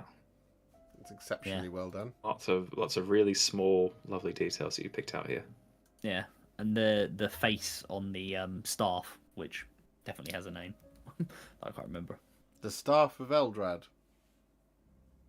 Staff of Ulthamar. Not Ultramar, Ulthamar. Okay, there you go. All right. It's just really well done. It is a really nice version of the character, isn't it? It's much better than the original one. It is. It's a lovely model. I'd forgotten how lovely it was. Well, you're going to see him in every Eldar list going forward, so enjoy. Oh, yeah. Good point. As they try to desperately cling onto their fate dice. You submitted it just in time for it to be a novelty to see it. I echo everyone's sentiment. Great work on the cloaks and cloth, and on the sword, and on the staff, all that good stuff. No, wonderful stuff, Cameron. Absolutely crushed it. From the Blood Angels to the Eldar. He's an expert with the brush. Next up, Old Man Noz. With what we got? The Whirligigs. Ophidian Destroyers. Those are the ones. Yep. That's the name of them. Ones. So the tip of my tongue. But yeah, no, lovely work. Love the glow on the blades here as well. And then just a lovely classic scheme again with the silver. It's just the green and the silver just work so well together. Yeah, really, and I does. What I like Noz has done here as well is extend, and something I didn't do with my Ophidians, and I don't think many people do necessarily. At least I don't think I did it with my Ophidians. They're over there. Is the claws that they have? People obviously do the blades in green because they're hyperphase blades, but people often I think do the claws as just metal claws. Whereas he's done them in the kind of the green color, which is cool. And again, a different green from the hyperphase blades, which gives it a nice bit of contrasting color. I really like these. I really, really like these as a unit. They're very Necron-y. Oh, they are. They are very Necron-y. Yeah. And they're destroyers, so they hate everything. They're very, very cool. They're almost actually more reminiscent of the old Wraiths in the design of them, but with extra blades attached. Well, I think that's why they brought them back, because people were like, we love the old Wraiths, and they were like, They were such cool models. You can have these ones as an equivalent. Yeah, yeah, and he's actually just kind of crushed the aesthetic of the Necrons, isn't he? You're right with the hyperphase blades and the green of the claws. And look at the basing as well. Like the dry brushing has really brought out the desert base there as well. So I think that's great. Yeah, I do really like Necron's match to the desert base as well. That might be because one of the first ever White Dwarfs that I read had a classic battle report of Necrons burrowing up out of the sand and like flanking a armored column of like Astra Militarum tanks or Imperial Guard tanks as they were, and then just like rolling down the line, destroying these tanks. And it was all set on this sort of like stark desert base and stark desert landscape. And it was just such a cool aesthetic to be introduced into the world of Warhammer that. For me, they've always been kind of paired with a more desert landscape, and I think you've captured that beautifully here. Absolutely. You can't get higher praise than that. Yeah, no, seriously, good work, old man Noz. Lovely stuff. Next up, it's him again. I've done that 3 times in a row. I love it. It's never becoming a thing. It's an Imperial. I mean, there's been a lot of submissions tonight, and they've all been lovely. And this is a great card scheme that you don't see a lot of like yellow and black here. Looks like in NIDS, but they really work. Looks like a Wasp or a Pittsburgh Steelers fan. It's very insectoid, isn't it? Yellow and black as a it's like a bug, or like some beetles probably have like similar color schemes, and I love that you've gone down that route for it. Yeah, it's like a Wasp or a Hornet or something. No, I really like this, and actually the way you've done the dry brushing, at least I assume it's dry brushing on the carapace black, gives it a really nice naturalistic look. I think Tyranids are a great candidate for actually a lot of dry brushing, and then that paired with the sort of the flesh, for want of a better term, that you've done in yellow, I think is really nice. Yeah, especially with the newer models, because they've got so much more detail on the carapace and around the body in general, means that they take really well to both dry brushing and contrast paints. Whereas the older models might not have as much detail in them, the new detail is really brought out with those methods. Yeah, there weren't enough ridges in the old ones. I really hope we get to see more of this, and you know, my conspiratorial theory, because this guy is a bit of a weird, like, you know, the Leviathan box I won't go into. The Leviathan box was a little bit odd in some of its contents, and this guy was a good example because he's just a bit random with what's in there, right? And obviously he's like, you know, he's the replacement for the Tyranid Prime, and they've given him wings. My like pet conspiracy theory, which to be clear is a conspiracy theory completely made up out of my head, is that, you know, we've heard a long time that they're thinking about, or that Games Workshop might bring back the Shrikes, which were like the flying warriors, and this might be like a sort of like test sculpt that they did for that. So I really hope we see more of them, because frankly I want to see more of this from Old Man Noz and everybody else.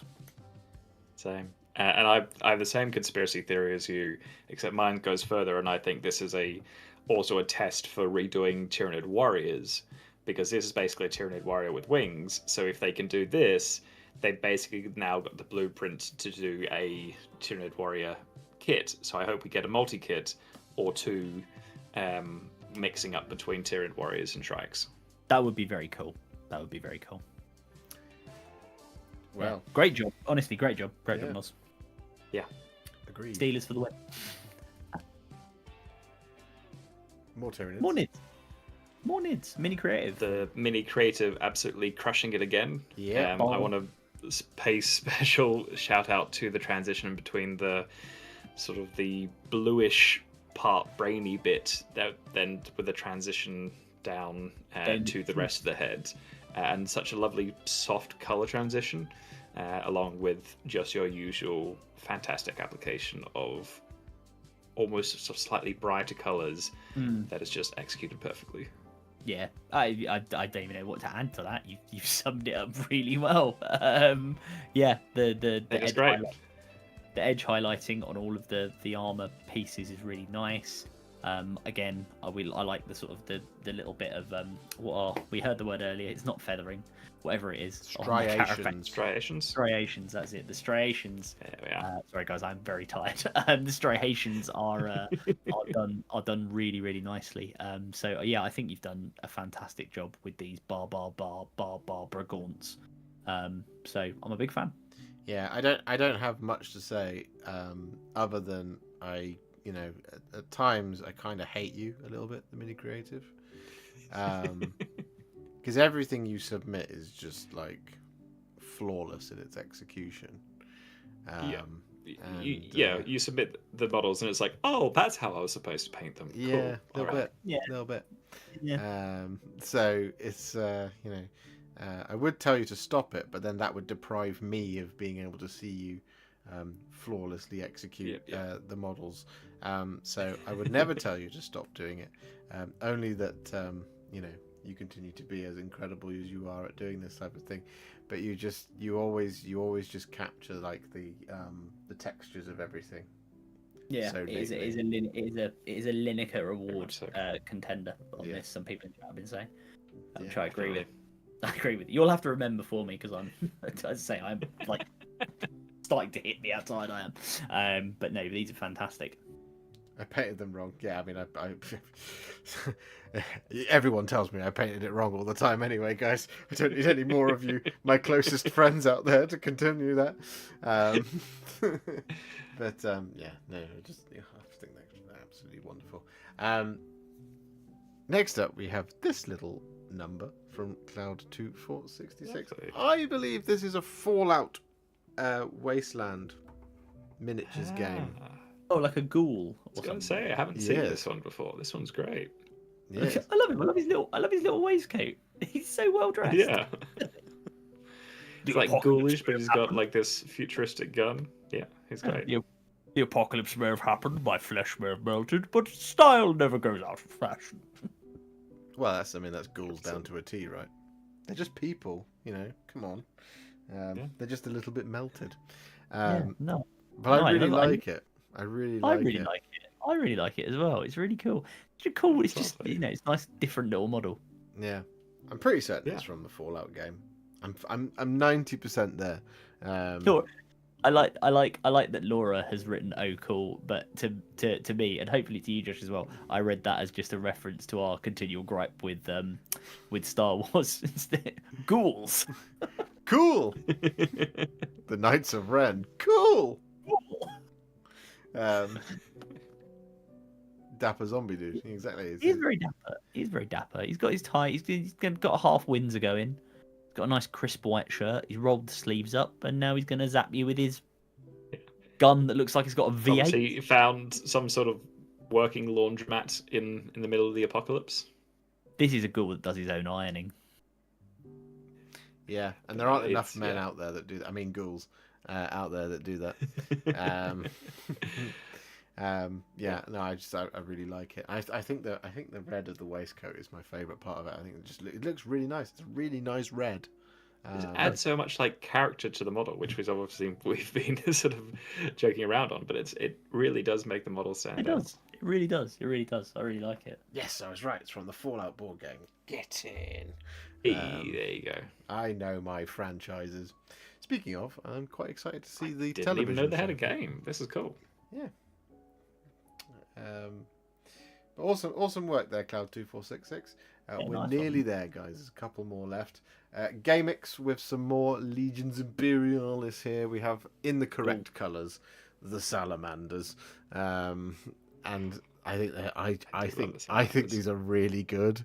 I think they're better than mine. Are fantastic. That green is so vibrant, and then like against that very matte black, and then like that sort of like brassy metallic as well. The base is done fantastic. Well, these are brilliant.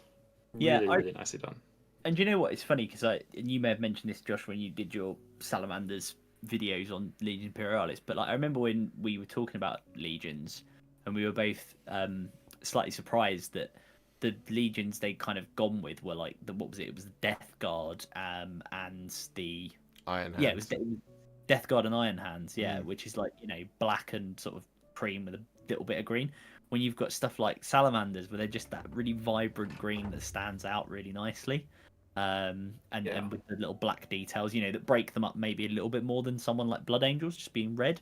So yeah, I really, really, really like these gimmicks. You've done a fantastic job, and the bases as well. The way you've made them look like they are aged stone pathways. I really like that. Yeah, I 100%. particularly enjoy the gold trim that you've done on them, especially on the dreadnoughts. I think you've placed that really nicely. It really suits the aesthetic and the tone of the green that you've gone for. And as guys have already pointed out, the matte black is just really good. That Salamanders just look so good in Legions Imperialis size. Like it's such a good scheme at this scale, and it's weird to say, like, to sort of think of color schemes as being different at different scales, but from what you did, Josh, and then seeing them here replicated again, this is a color scheme that is perfect for this scale. Yeah. I honestly, I think these, and not just because these ones I painted after much discussion with Josh, but I've seen other people do them a lot better. I think Salamanders and Emperor's Children in particular look really good in Legions Imperialis. Yeah, it's having the, like you said, it's instead of Blood Angels where it's all red and there's a bit of black here and there, or like the Ultramarines where it's all blue with a bit of white here and there. With the Salamanders and the Emperor's Children, you've got two very contrasting colours right next to each other, and it's often in the different colours of the shoulder pads. So like something like Night Lords as well. Night Lords are blue all over with a little bit of light. That's what you throw the lightning in there to make them more interesting on their kind of their 32mm scale brethren. So painting on these guys. Yeah, well, at such a small scale, you just need that extra color to add that definition in to make the models a bit more readable, rather than all being red or all being blue, like you said. Yeah, World Eaters as well. They work really well at this scale. Yeah, with white and blue. Yeah, definitely. Yeah. Fantastic work, GameX. Honestly, genuinely brilliant. Excellent work. And then we have Scarbrand with Skulltaker. There you are. And a fantastic skull cloak as well. That is really, really nicely rendered there. And obviously, great work on the flame and all the skin and the sword and the blood. Just all the details are just done really, really well. Yeah, but my eye is immediately drawn to that skull cloak. Yeah. Skull cloak. I believe when I opened these pictures, I was very jealous because this is better than mine. I'll hold my hand up and say that. The fine detail work, like in the face and all the highlighting that he's done around the place, it's just impeccable. Yeah, the eyes as well. Look at the eyes. Yeah. So the sword blade, like the way you've got the orangey highlights at the top and just like touching a little bit on some of the lower, like even where you've done the fade with the main color scheme, you've kind of reflected that in the highlights. I think that's really, really good. It's just flawlessly executed on one of my favorite demons miniatures. I love this miniature. Skulltaker's fantastic. I thought he is very Khornate. I love it. I thought it was an auto take in 8th and 9th. I was wrong, of course, but nowadays you have to because you've got to fill out the points for something, right? But he's just very, very good, and I've always liked this model. It's one of the ones that continued the inspiration for me to keep doing demons, because it's like, oh, you want a blood letter that's like extra as hell and is also, the chief head taker. Yeah, got you. This is like the most extra blood letter for sure. Yeah. He's a blood letter at a fashion show. Like, how do we add more skulls? Just put more and more skulls on there. Yeah, we'll call them Skulltaker. Not making your argument and guessing OP things accurately there, Josh. Listen, he was very, very good in 9th. It's just everyone else was like, no, what you want to do is take Scarbrand and 3 Bloodthirsters. It's like, well, that's boring, but anyway, it doesn't matter. Lastly, I think this is the last one, pretty certain. Yes, we have Vray9756, otherwise known as Victor, with Are these Alapex or are these more Ushoran Guard? Yes, the big shark is an Alapex. There That you is go. right, Alien Alapex. And then we've got, as I say, I think the guys on eels, right, are basically either Morsar Guard or Ishlayan Guard. I think the ones we saw before were Morsar, and I think this guy is the same because he's got a sword actually. I think the other ones I say have spears. I'm not sure. Idoneth players, I'm not going to go get the book. It's over there. Idoneth players can correct me. And a Soul Scryer, I believe. Yes, I'm pretty certain that's a Soul Scryer. Ushoran Soul Scryer, which is a really cool model because you've got those swirling fish moving around the sculpt. And I think Vray has done a cracking job on this. I love the pale skin of the shark of the Alapex. Yeah, no, it's really nice. It's really nice. It's an albino shark. Yeah. Something kind of sinister about it as well. Having that sort of like paler skin. Going to be starring in a movie with Jason Statham very shortly.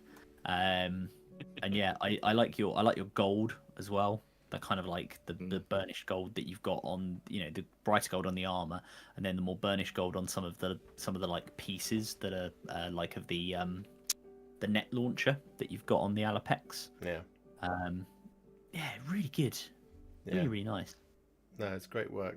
Really great work. And he says he's got loads more to do, so there will be a lot more to come. Sweet. I look forward to it. I might see him. Indeed. I do think the Idoneth are a cool range, and I think that you're doing them justice here. Really, really nice. Yeah, I think there's a part 2 of that range yet to come. I hope so. I do think that there's signatures. I do think there's just a few more bits that they're missing, which hopefully on the way very soon in 10th edition. Good lord, no, in 4th edition. Yes. Yeah. But that is the last one. So thank you very much, everybody. Let me flip us back to the other screen, which I will have to fix because Adam is here, as you can see. Am I to blame for this? Well, because Discord is dumb, right? And it moves all the cameras around. You come in here late, you mess it all up, you clown. Exactly.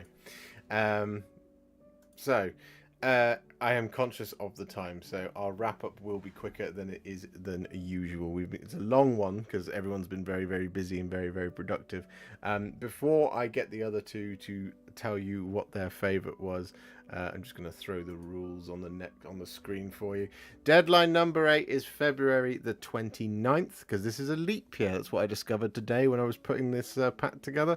So we get the extra day. It is one big thing / other unit, so it is the broadest category. It can be literally anything that you want to do for your army. You can submit that, and you can submit that via the realwarhipster@gmail.com or via the members / patrons Discord server, or you can follow the Google form in the link below to submit your models for the next one.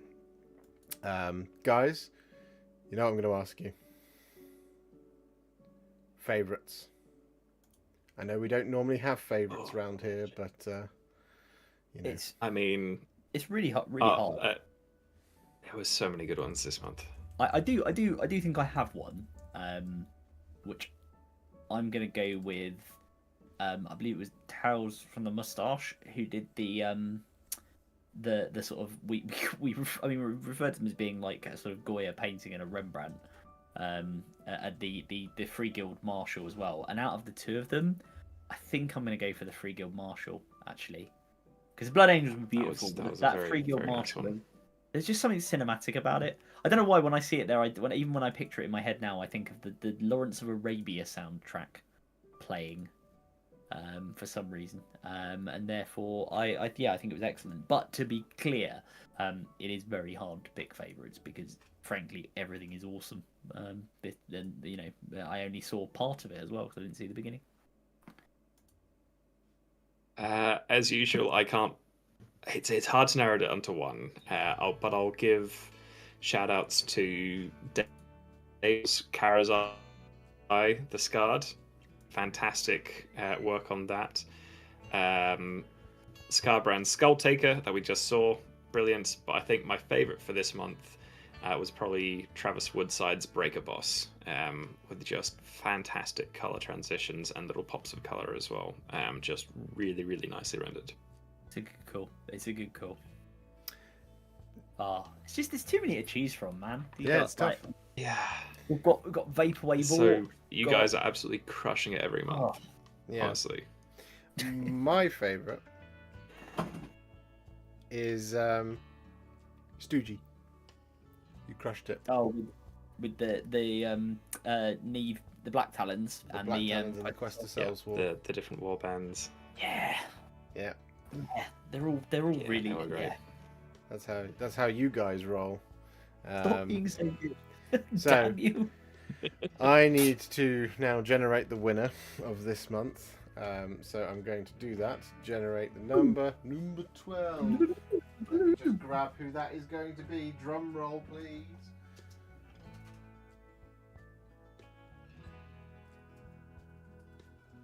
I don't hear any drum rolls. Oh, We did silent drum rolls. Oh. It is. bow. Would you believe it? It is a absolute stalwart of Tale of Many Warhipsters. He's been with us since the beginning of season 1, I believe. The winner of this month's raffle, I don't think he's still in the chat, I think he's already gone to bed, is Chewy. Hey. Hey, there you are. Excellent. Oh man, congratulations. So congratulations to Yeah, Chewy. congrats. Stoogie just I think- fell off his chair. Sorry, didn't mean to startle you. I think we should say as well. I don't think there's an individual winner of the Gary Lineker Award. I think this week or this month we've bought a multi-pack, and actually a large number of you have won a slightly smaller bag of crisps. Yep. There were That'll be it. there were a lot of very crispy models Yep. in that. Crispy models left, right, and centre. Once more, I'm going to throw the rules on the screen. And we're going to get rid of the random number generator. Deadline 8 February 29th, last day of the month. But of course, that is always subject to move because, you know, I'm a benevolent hipster. One big thing / other unit, of course, is the category. So literally anything you damn well please. And submit via the realwarhipster@gmail.com or via the members / Patreon's Discord server, or follow the Google form link below, of course. And James Matthias is gifted 10 of the finest of the Warhipster memberships. I can update all of the ones that I didn't have on the screen before now. So that is incredibly generous of you. Thank you, James. Thank you. 37 puts us on what's that? 655, 685. There you go. We should also say, certainly on my screen, and Very nice. admittedly my YouTube does lag behind sometimes, but we are 3 likes away from nice. So let's Nice get city. there. Yeah. Yeah. So secret deadline I is like the that 6th. stream.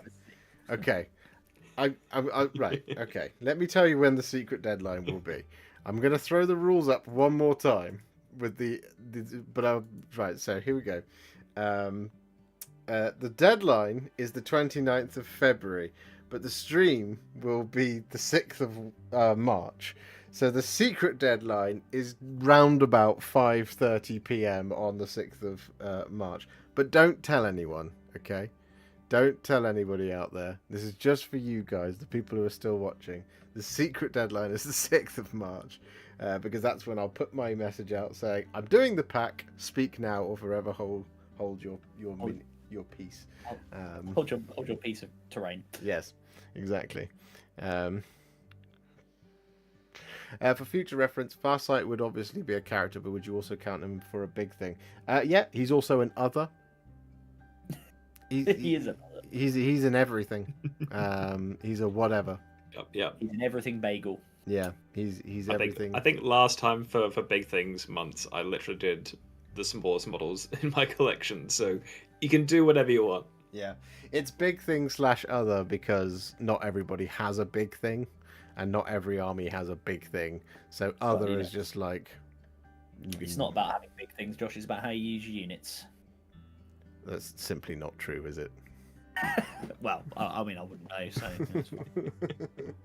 I've never had to worry. Hey, would you One look of at us that? here has an Archaon. I do have a big Archaon. That's just check myself before I finish that sentence. Behold my skill. But yeah, no, it's awesome stuff. Hey, like I said, You making that survey? Shut up. I was just pulling up the stream, and then I got an advert for Typeform. Hey, you making that survey? So everybody at home just got asked that same question. There you go, free advertising for Typeform there. Just got a big thing today. We'll get to work on him for next month. Belial. Ooh, I'm excited to see James's Belial. He's on my desk currently, waiting to be painted. He is a big boy. In your hands, James, Yeah. Belial will look absolutely stunning. I have a big scale thing. Does that count? Yeah, that would count. Anything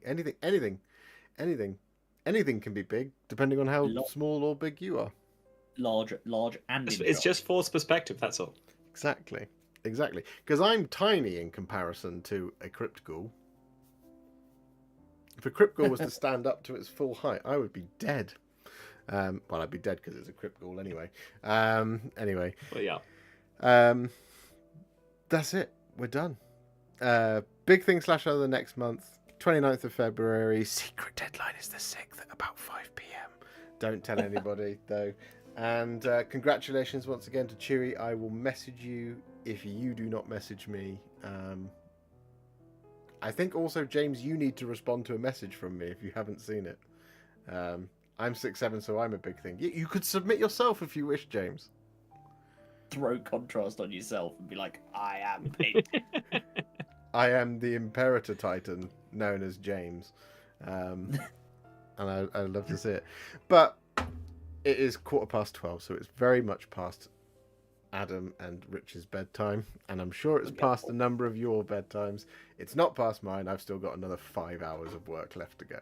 So I will see you all very, very soon for a painting video tomorrow. That's what I'm going off to edit now, guys. Feel for me. I'm going off to edit videos after this. So I will see you all very soon for a painting video tomorrow, guys. If you could put your hands up in the traditional waving goodbye to everybody at home. And he down there has been ADR Wargaming. He up there has been Mr. Gwatkin Gaming. And I will see you all very soon in the next one. Thank you, everybody. Thank you very much. Thank you very much, everybody. See you all very soon. Bye-bye. Bye. Bye-bye. Bye.